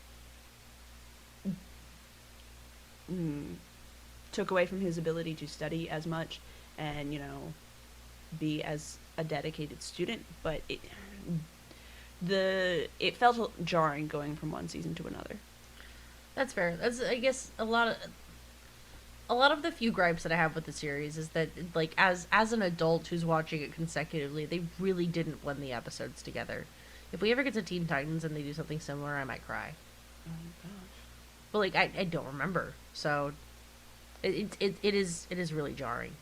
It is, and I would definitely say that you see, especially, I'm starting to think about it more, is like in season 2, Virgil really starts seeing, in a couple of episodes, especially in the beginning of the season, he starts really seeing Richie as a nuisance rather than a friend. Mm-hmm. Because especially like in the Shaq episode, he's like, what are you doing here? Why are you coming with our family to see Shaq? Why are you... I think that was meant to be just more playful banter. Not the way their faces were drawn. Because the way Virgil's face was drawn, he's like, I'm annoyed that you're here. Not so... Because when we're all together and I go, of course they want you, Sam. Like with the dogs. You know? It's playful. It's playful. Mm-hmm. But the way his face was drawn, it was very much of... like this... Bitch, why are you here? Like, why are you here? And I feel like if we're going with world building and even the art styles, I don't know why, but, like, is it just me, or did Virgil almost, like, always feel like whenever he was not happy, he always had this angry, like, I want to say, obviously he really started pouting. He really pouted. Like, they drew him pouting a lot. Even when he was supposed to be happy, he was very pouty. And Richie always looked angry. At least in the first season. I will give you this, the first season's animation style was trash. Rough. Yeah, no. It's rough. But, I mean, Richie always looked angry. Always. They got a larger budget in season 2. It looks smoother. So, good? Mm-hmm. Okay. Something I'd like to add on. Say what you... Oh, so, yeah, something I'd like to add on that I also would like to nitpick at. You could argue that, well, they're playing off of, you know, the conversation that they had prior about, like, Virgil being annoyed with how, like, overbearing Richie's being. And up till this point, they have not done episodic continuity like that before. To a point where, if I am not mistaken, the episode where Richie's dad says the shit that he says, and the episode where him and Virgil have a falling out because Virgil is annoyed with him, are literally one after the other. For how big that kind of issue was, and the fact that their relationship had just kind of gone through that bump, for Virgil to be like, I am upsetty spaghetti for no reason other than probably hormones being stupid. Fuck you, my good friend. And Richie's like, well, fuck you, good sir. Yeah. Like, it's a very weird spot to start that tension, I guess. And wait, where's the Shaq episode? The Shaq episode is in season 2, episode 4. Okay, so they have no reason to be pissy at each other. But there's a new girl being introduced to the main friend group. Okay, we're dropping it. I'm over it. Daisy. No, Daisy was introduced way in episode, Hush, let them fight the over... new kid. Let them fight over a friend... Also, at no point does Richie show interest in either of them. Yes, no. He's if all anything, like, yes. Competition. No, if anything, Richie sort of encourages him to try to be more open with these girls. Even like episode 1, you see him be like, okay, dude, but if you're actually gonna ask her out, like, ask her out properly, like, don't be that dish. Don't be that That dish? that dish. Don't be a dish. Don't be a dish. Don't be a dish. Don't be that douche that just acts cool around her and then has these nerves, and then you see him throughout almost every episode. All he does is really try to encourage Virgil to be out of his shell around other people and around the girls. So the fact that in episode 11 he does get jealous of Daisy is because he finally sees that, Oh no, he did it. he did it, and he goes, fuck, what did I do? I'm losing my You weren't best friend. supposed to do it, you idiot. Yeah, that's sort You're of my deal. best friend. You weren't supposed to listen to me. And I think if we go into the Shaq episode, a couple episodes before, if I'm not mistaken, there were not necessarily issues between them, but you see that Richie very much is Virgil's conscious. He goes, I think it is the Rubber Band Man where he's like, but dude, I think maybe he did change. Maybe he is different. And That's later. oh no, it is the rubber. No, it's the bent out of shape. It's the Rubber Band episode because he even goes, "Is that you talking or is it your jealousy?" That's We watched that tonight. that. Oh no, so that was later on. That's yeah. I was like, Myra, that's season 2. You're fine. No, you're good. I'm allowed to make mistakes too, you know. You're supposed to be perfect. That's not how this works. I'm sorry. Okay, so aside from all the bad stuff, I think there's a lot of like really good stuff they do too. Oh yeah. Oh yeah. The way that they tie in a lot of the metahumans into the actual lore of the show. I'm not a huge fan of how many there are because they kind of make it super clear at the beginning of the episode. I just remembered a tidbit we didn't say. Give me a moment. At the beginning of the series, they're like, "Oh look, it was only these people that were the docs," and then like as the series goes on, they realize That's not we how don't- gas works. No, we don't have enough villains. We don't have enough. So they just kind of go, "Oh, this girl was walking by. Oh, I was like secondhand smoke infected. Like, oh no, the kid that was fucking that was able to like make things happen with his brain. He's just like, wow, my dog. It was crazy. My dog ran away that night, and I was just at the docks casually. Like even though it's kind of like silly the way that they do that, every character had a logical reason for being there. Yeah. And I'm not a huge fan of it, but like their high school was built next to a jail, so what the fuck am I gonna say? Also, there's a fun fact that I forgot until right now. So in the comics, the gas that everyone gets infected by has a 90% fatality rate. What the fuck? No, actually, they do sort of touch on that in the first episode because you see the guy start melting and dying. That's fair. I did not. I See, did not I think remember that. I think they did that so it could be like, oh no, his power is being goo. It's a muck, but real life. But like, It's a muck yeah, no. real life. Thank you. Yeah, that the gas has a 90% fatality rate. Only 10% of people survived it. Oof. Oof. Oof. So, fun fact for all you meta breeds out there, you're lucky to be breathing, whatever you're breathing. Yeah. Anyway. Yikes. Yeah, that's all I've got. There are a lot of things about the show I really liked, because we've been kind of harping on it for a minute. I really liked how the villains very much grounded everyday perils of living in the inner city. Oh yeah. Yeah. And made it like an approachable, fun subject for the show. Because like the one that I want to specifically talk about is I don't even remember the guy's name, but he's basically the Flanagan lookalike.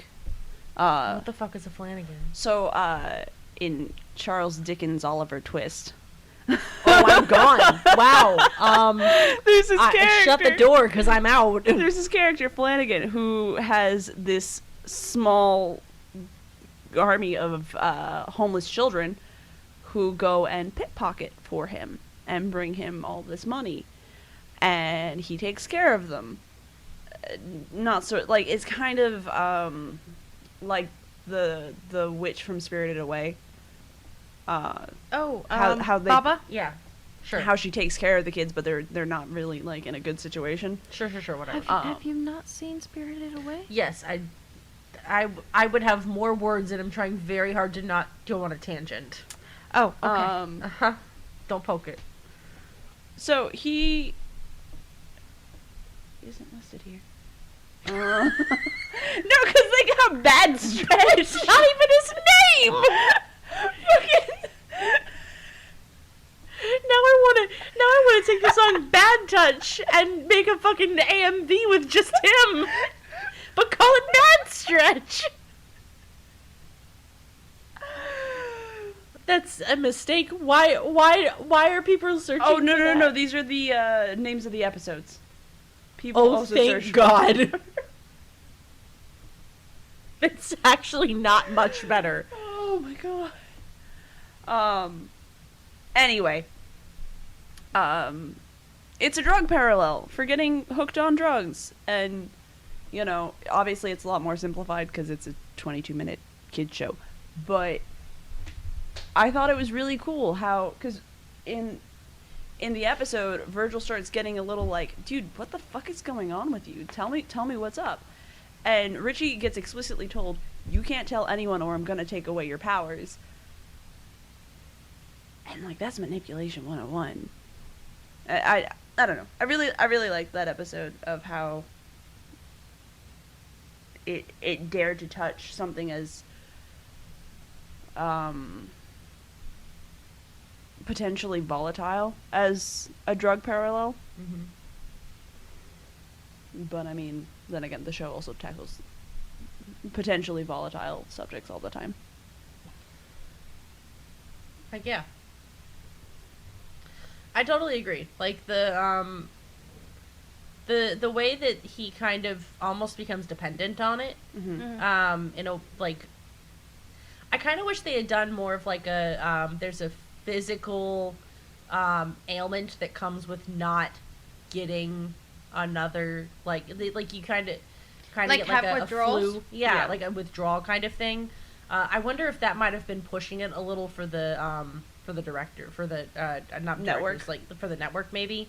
But I would have liked to see that, a little bit of a drawback to kind of really hammer in that That he needs to get yeah, another like hit. the when you are dependent on an outside substance, whether it be some kind of drug or alcohol or whatever it may be, your body does become dependent on it. I mean, even caffeine. Yeah, an alcoholic that has been drinking excessively for 5-10 years that stops drinking cold turkey has a complete 100% chance, not 100%, but a total chance of potentially having a heart attack from having something that the body has become dependent on suddenly ripped away.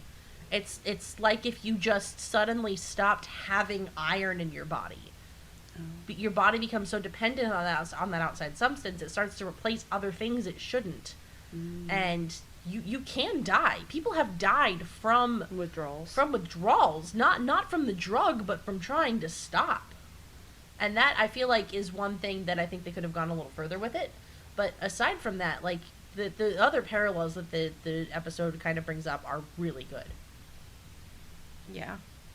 I had to say, this episode has very good... I mean, all the episodes do, but I do agree that this episode touches on that. And the villains, in general, all have this sense of grounding you, sort of making you look at certain things in a different perspective. I mean, you have the two who become sort of like bounty hunters, because she's like, I can't, the girl literally goes, I can't go home. Now that I have these powers, like, my family kicked me out. Like, they don't want me home. And so you start seeing these different kids. It's literally, most of them are kids who don't know how to proceed. Yeah. They don't know how to proceed. They don't know how to continue everyday life. And then you see the things that they have to turn to, be it robbing or different crimes to stay alive. Mm-hmm. And I mean, petty theft is still a crime. Yeah. And I think. Sorry, may I? Mm-hmm. I think this also kind of falls into something that I meant to mention earlier and forgot about. It's kind of the inevitability of a flawed system. When you have situations like this where the people who kind of have an issue don't know where else to turn, they're going to turn to negative things. A lot of the villains that we see don't actually want to be villains. They just don't have another choice to survive. Like, that kind of parallels how we saw Virgil in the beginning of the show. The very first episode, he felt like there was no other way for him to kind of get through high school alive without this guy from this gang backing him up. And that's the only reason he was at the docks, was to like get a sense of safety. Yeah. And I think that kind of track is something that also like kind of underhandedly went by in a very like subtle way, but still kind of drilled the point home. It was a very precise operation that it kind of performed. Yeah, it felt very much like phrasing. It showed the reality that people don't always join gangs because they want to be part of that society, part of that culture. Virgil very much in episode 1, it feels like he might die. He might get like beat up and left in an alley for dead. And the gang leader phrases it in such a way that he's all like, if you don't do this, you're probably gonna die. He's gonna kill. Like, do you want to die or do you want safety? I can't always be there. And like, it's manipulation tactic 101. He intentionally isn't there to be like, I can protect you if you join. But Virgil feels very desperate in that moment, which is something I like. Also, to add on to that, at one point, I don't remember if it was the armadillo guy or the ferret guy, but one of them is like, how do I get out of this? Like, he offhandedly says it. The armadillo guy. Yeah. Wasn't it after the coffee thing? Yeah. He gets all the coffee spilled and something else goes wrong, and he's like, how do I get out of this fucking gang? Like, how do I get out of this? And no one's there to answer, and he doesn't. But it kind of backs that up even further. Well, even in the Joker episode. Oh, yeah. The Joker episode, he makes a cameo for one episode, and he's recruiting metahumans. They actually do that for every single first episode of the new series. He just comes back? No, they have random DC crossovers.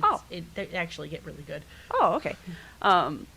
But the Joker is recruiting various metahumans, and Ferret is one of them. And he's all like, join my life of crime. I'm the prince of crime. Call me Uncle Jay. And Ferret's like, stealing radios is one thing.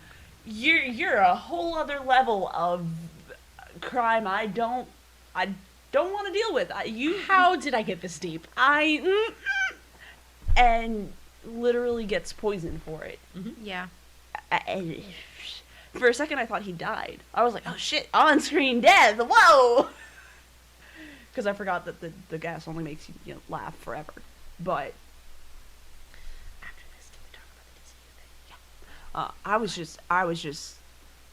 It makes the villains feel very grounded and very human, as opposed to like, I am a cartoon villain. Yeah, no, it has this feel of, they have a life beyond the crime. Like, they had something going on, and one reason or another, they had to go into crime.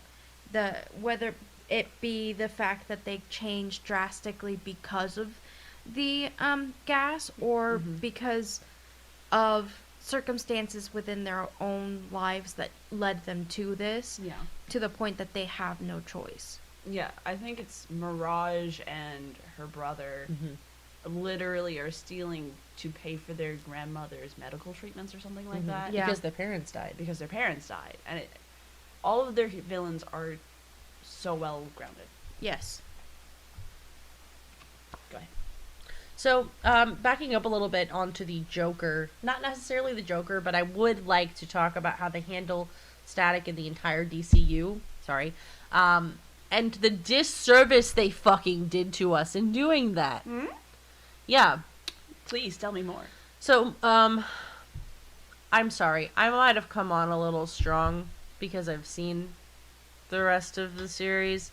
They, not only tease that Static will eventually join, the Teen Titans and maybe even more, they flat out have him go to the future to save his future self. And he's one of the League of he's in the League of Justice. League of Justice. And the Super Friends. Yeah, and how fucking dare you tease us with that and then not give it to us? I think he shows up in Young Justice. He shows up in Young Justice in an ass backwards way. I watched that show because someone told me Static Shock was in there. He shows up for 3 episodes, escapes from some facility, and is like, yeah, you can call me Static. And that's about it.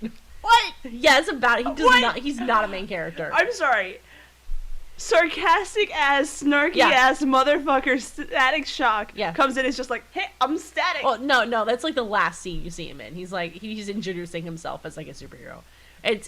We can actually, Young Justice might be on our list. We can do that sooner rather than later if you guys decide. Is it on your face? What? You see a ghost or a bug?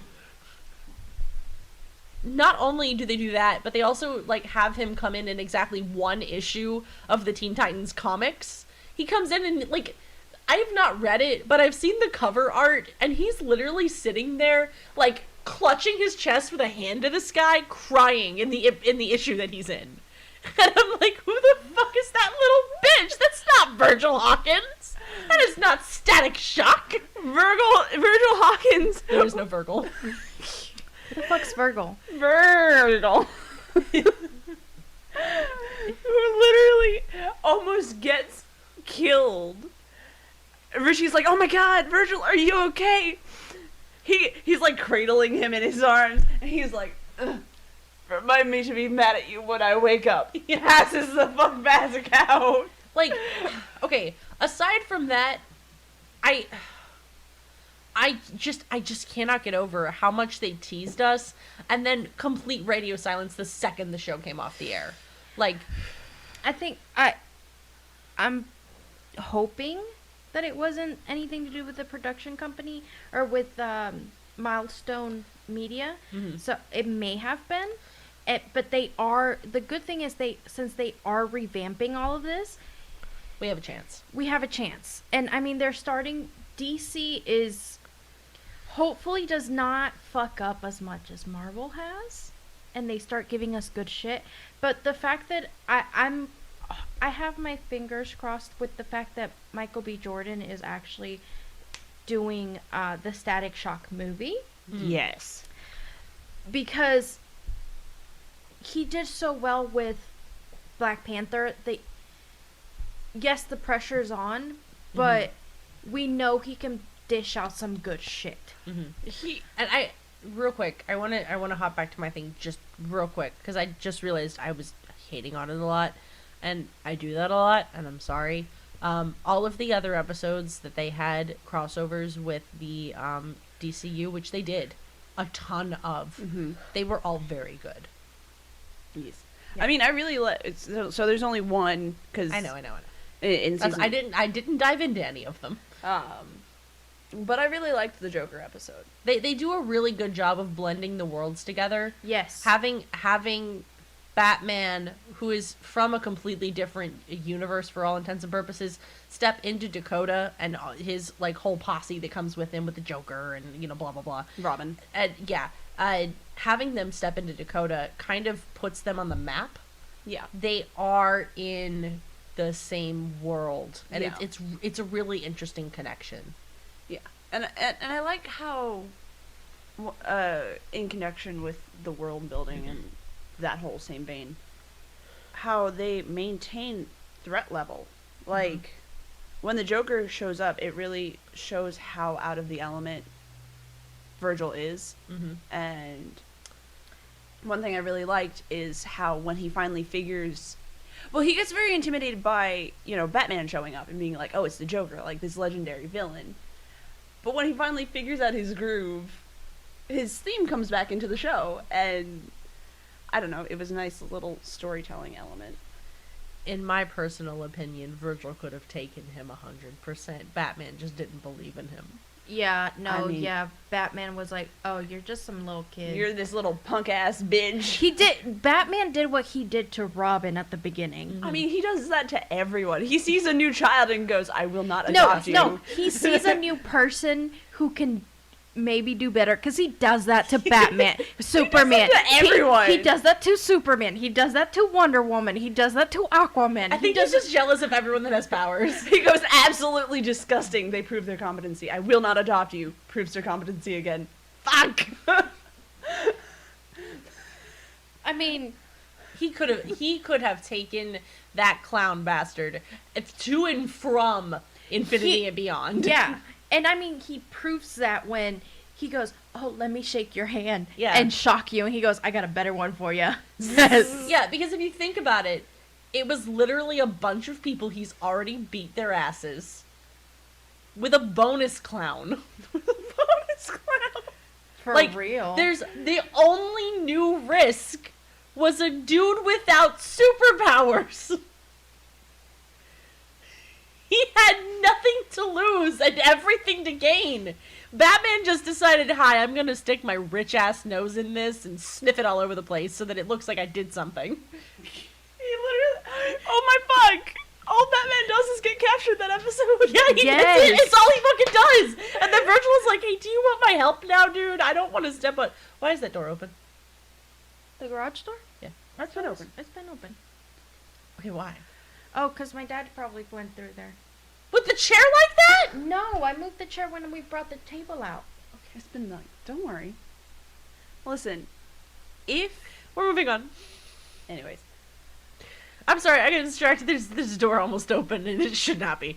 Do you want me to close it? It's fine now. I see it. Would you be more comfortable if I close it? It's too late. Just close it. Okay. Just close it. I'm sorry. I didn't know. You're absolutely correct. All Batman and Robin do, they get captured. Yeah. And then Virgil's like, oh, hello, I have electric powers. I would like to use them now. Hey, Mr. Batman, sir, I don't wanna, step on your toes? I don't want to step on your toes or anything. I know that you said that I should stay outside and help, but, once you guys went flying by me, captured by the Joker, I thought maybe you might want my help now. Maybe. And, I beat these guys up, every week, so, I don't know, I might be able to help a little bit. Also, this dude literally, he tried to shock me. I don't know what he thought was gonna happen, but, he's using literal metal balls. I can control those. Yeah, everything that man has to throw at me is ineffective. Are you sure you don't want my help? The only thing that might have thrown him up would be the knockout gas. Yeah, but it's knockout gas. And he can electrocute what's-her-name's gas to do something to it, so... Yeah. Is that how that worked? That's how he said it worked. That seems like the again, writers... They use his powers a little OP-ly, and we're not getting into it right now. Okay. DC does that for every superhero, though. Yeah, if the hero doesn't have super defined, extremely explicitly defined superpowers, they're like, it can do this. No, I mean, sure. Literally, at least they always give you this. They have a weakness because obviously Virgil's weakness is water. Mm-hmm. Mm-hmm. And overexpending himself. And then you have the other super kryptonite, and Wonder Woman doesn't have a weakness. Yeah, you're right. She doesn't have a weakness. Men. No. Literally, there's this moment in one of the Batman or Justice League comics, and Batman has a box for everyone in the Justice League, and he has a box for Wonder Woman because he wants the complete set. and I think it's Superman who opens the box, and he's like, this bitch empty. And he's like, yeah, we're screwed if she goes evil. I don't know what you expected. Go ahead. I have one thing that I just realized that would have made this show infinitely better. Take every single one of your stupid fucking celebrities coming in to be like, hey, what's up? I'm Mike Wazowski. Look at me. Okay? Take all of that. Throw it away. Put it in the trash where it belongs. And just have Virgil Hawkins constantly drinking electrolyte-enhanced drinks like Gatorade. You would have made more money. It would have fit into your show. Oh my god. Had he just chugged Gatorade, they would have made more money that way. Everybody loves a good superhero sponsorship. Or would have been wearing Nike shoes. And that's also true. Yeah, anyway. Okay, that's all I have. I thought about that and had to say it. You have rights. No, you have rights. But I'm just saying. Yeah. Why did... You know what? That's smart. Hold on. What? When we have nothing else to say. Yeah. Good day, sir. I said good day. Trying to think if there's anything else before I continue. Anything else we want to talk about? Oh, no, you're good. I think that's it. I feel like we touched... covered this relatively in depth. Yeah. Yeah. I would agree. Okay. I'm happy. Yep. Okay. So, without further ado, I think we've touched on almost everything without going into season 3 and 4 that we can. So the court is in session. The court is in session. Fandom. Oh, the fandom. Oh, the fandom. Okay, look. The edits. Okay. I mean, we're not starting with the edits. What we're starting with is the feature-length fan-made film that's almost an hour on YouTube. Excuse me? Yeah, we're starting there. I didn't know this existed. I knew. Okay, so I tried to watch it, and unfortunately, I ran out of time. From what I saw, is it live action or animation? It's a mixture of both. They had a bunch of artists, actors, everyone kind of come together and try and do as much as they could with literally no budget. So a lot of the scenes where they're like, not in an area that would be easy to film in are drawn. They kind of switch styles every now and then, so there's not really a way to hammer it down. And the actors kind of switch out. I'm not a huge fan of how it opened because I think they kind of tried to twist it into a way that made more drama sense rather than narrative sense from the movie. But they started out with Virgil trying to get a gun because he's scared of a bunch of people at school, and it's very over dramatized. But I'm gonna give them rights because this scene itself was very well filmed for people who didn't have a budget, and it's fan made. So I guess for how hard they hammer in the fact that Virgil doesn't like guns in the show. Yeah. It feels a little the way that dishonest. They handle the scene kind of tries to emulate that. I just don't know if it hit the nail on the head. Okay. It does try to. It kind of ghosts on it. But I guess they tried to pull him a little further into reality. Okay. And also it was made much more recently. So there's a different culture around firearms now. A lot of people think that in order to be safe, you need to have a gun, period. No offense. I know your family kind of thinks along that line, but I guess all I mean is it's a much harder rule nowadays in some people's minds than it was in the 90s. I feel like it very much depends on what region in the States you're living in because But I think sorry, go. At least in New Jersey where I grew up, guns were very much labeled as criminal element. Mm-hmm. And it's and I don't know where Dakota's supposed to be. They just say it's the city, Dakota, and it's kind of quasi New York, but I don't know. I don't like that. It's fine. Yes. I would say it honestly. I would agree with Jay, because even looking now at the way most inner cities look at it, it is more of an element to stay safe because crime is a lot higher. That's fair. Yeah. It's and not I was in the suburbs, so yeah. So it's not so much really, you got to remember common thing that it was in the 90s. In the 90s, yes, guns were looked more as a crime element. Now, especially further into the 2000s, guns became a sense of, yes, there's still a crime element if you get them illegally. Yeah, and also I would like to also point out in the show, their high school is next to a jail. They are in for the way that I perceived their thing was like a low income kind of area.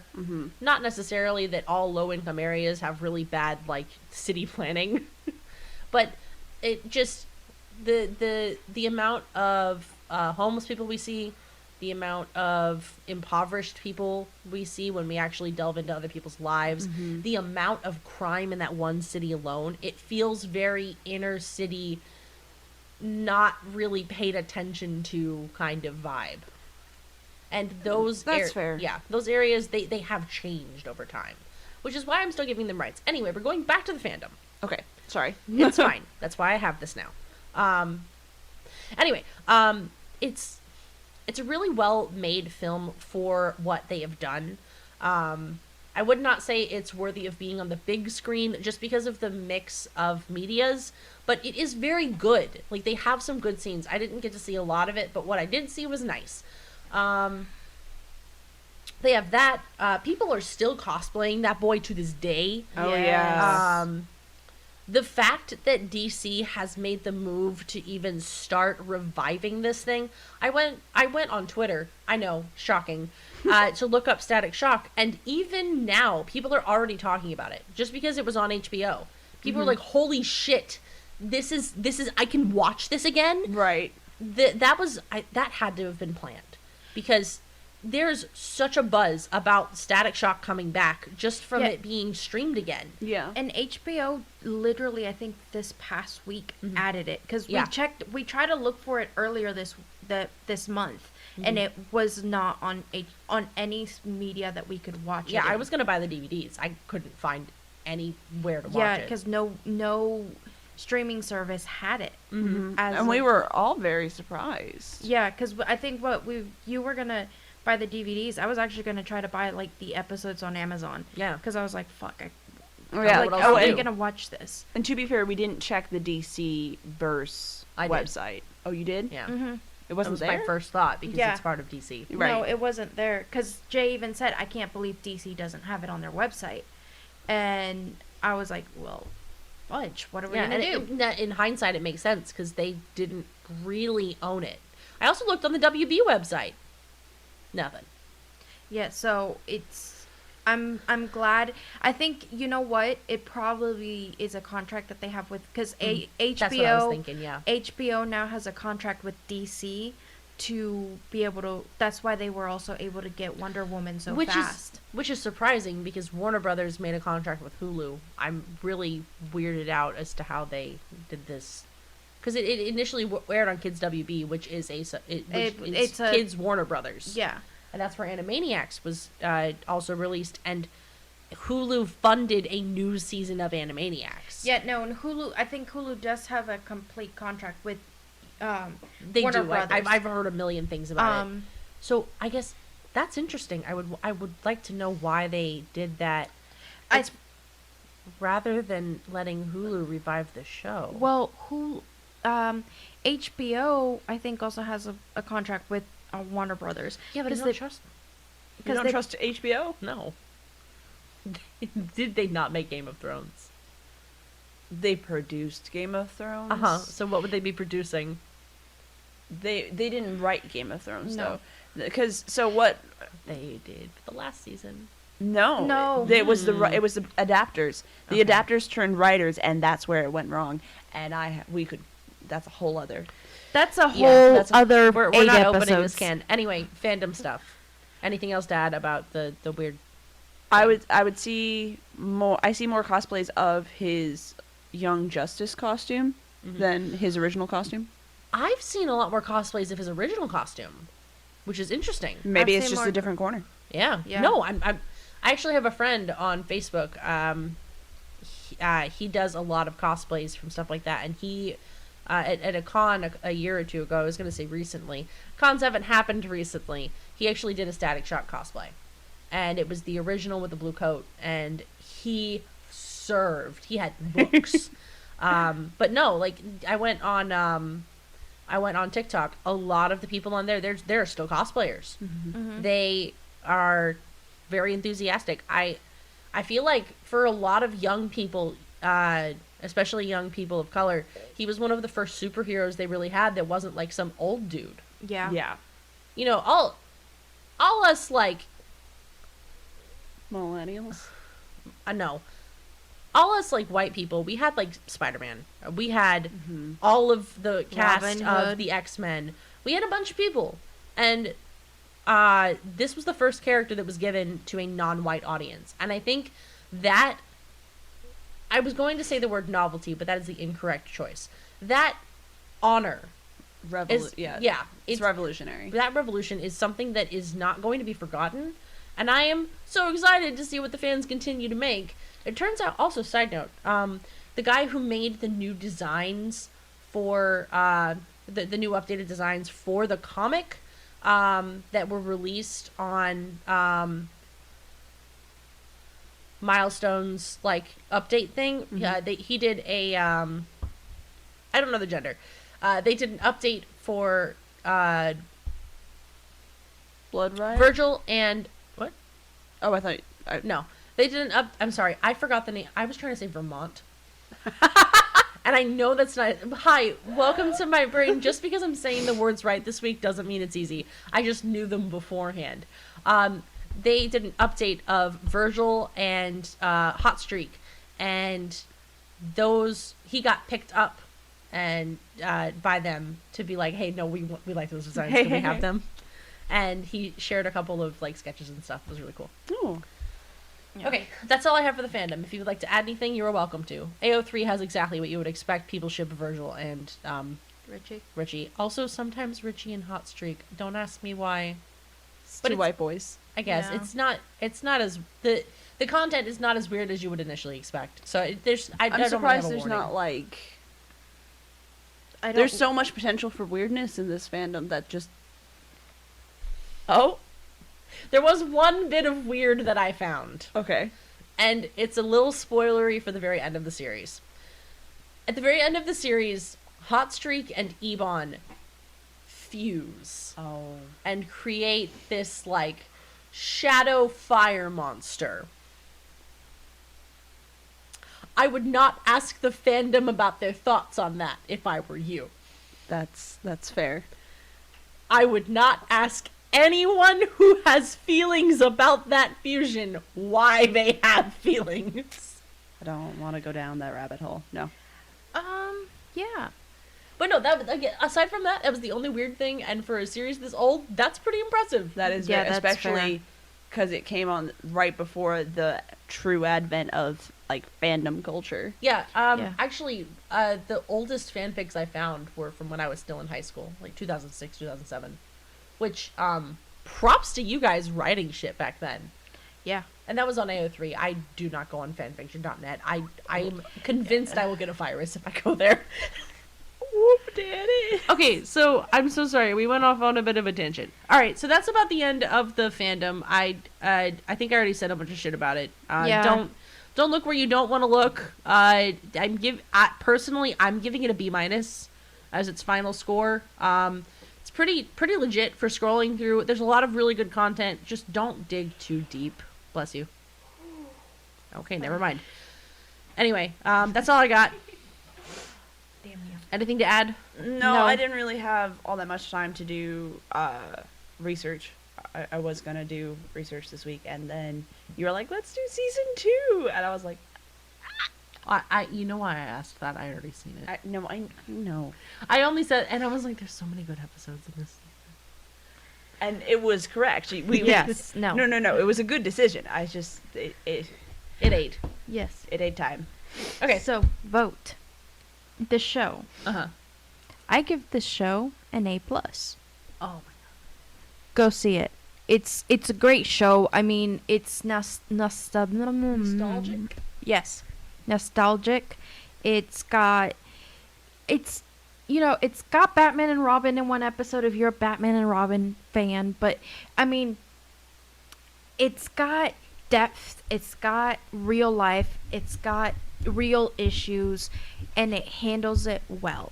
It is that kind of show that you're like, wait, did I really just see what really happened here? Like, it's that kind of show. It's a good show to, you can watch it with your family, you can watch by yourself, and it handles issues that you would not get to see in other points of view, and it handles them beautifully. So I say go watch the show. Yes. Yeah, I absolutely agree. This is an amazing show. The subjects it tackles with maturity and grace not expected from a literal children's TV show. And they do so in a manner that is very much digestible and approachable for their demographic. And not only that, it's enjoyable to watch as an adult. Like, I was a little worried going in about how it would translate as an adult. Because, sometimes you're like, oh yeah, I really loved that show as a kid. And then you come back and watch it and you're like, did not age well. This show has aged very well. It's really, really good. Absolutely, go watch it. For me, I also was kind of worried about that. In my opinion, it didn't necessarily hold up in every aspect, but the aspects that it did hold up in were worthwhile. I will be watching it again. It was worth the watch. I feel like I'm really excited to see where the series goes. I would give the show like maybe a B. It didn't knock it out of the park like I expected it to from nostalgia, but it still did a really good job. It was a really good show, even without all of the super cool facts that they were dropping and all the things that we praised them for. Even without that, it was a really good superhero story. There were a lot of points where the witty banter, choice, the villains, choice, the motives, choice, everything, every moment that you would expect it to hit, it hit. My gripes are mostly with stuff that was only learned throughout time and hindsight. So for me, it's a definite go watch. Kind of like how Myra said, you could watch this with literally anyone or just yourself. There's no limit. I could not give this show a higher rating for watchability. It is perfect. Okay. So that is 3 yeses. 3 yeses. Go watch the show. So yeah, that's the end of the episode. We've had our Oh wait. Hold on, before we do that. Please make sure to like, comment, share, and etc. on all of our socials. Subscribe to us on YouTube if you want to follow along with the episodes. I don't post them often, but when I do, they're certainly there. Hi YouTube. Please don't demonetize us. I'm trying really hard. Follow us at wsiwtpodcast on Twitter, Facebook, and Instagram. I think we also have a Tumblr, but don't quote us. We do. I don't post as much as I probably should. That's fine. Follow us there. Also follow us on TikTok. Sam does a really good job posting a lot of stuff on there. We're trying to help her. It's not going well.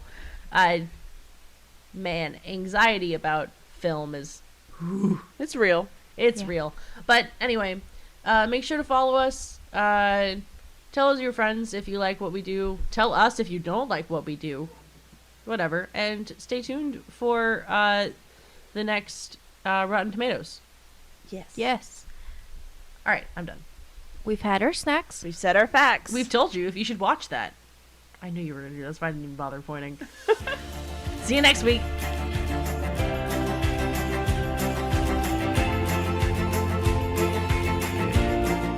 And it is the hat, the sombrero, a friendly, familiar image. But now you can see for yourselves that the image is clearly a proud and nostalgic, perhaps, rendering of what they once knew.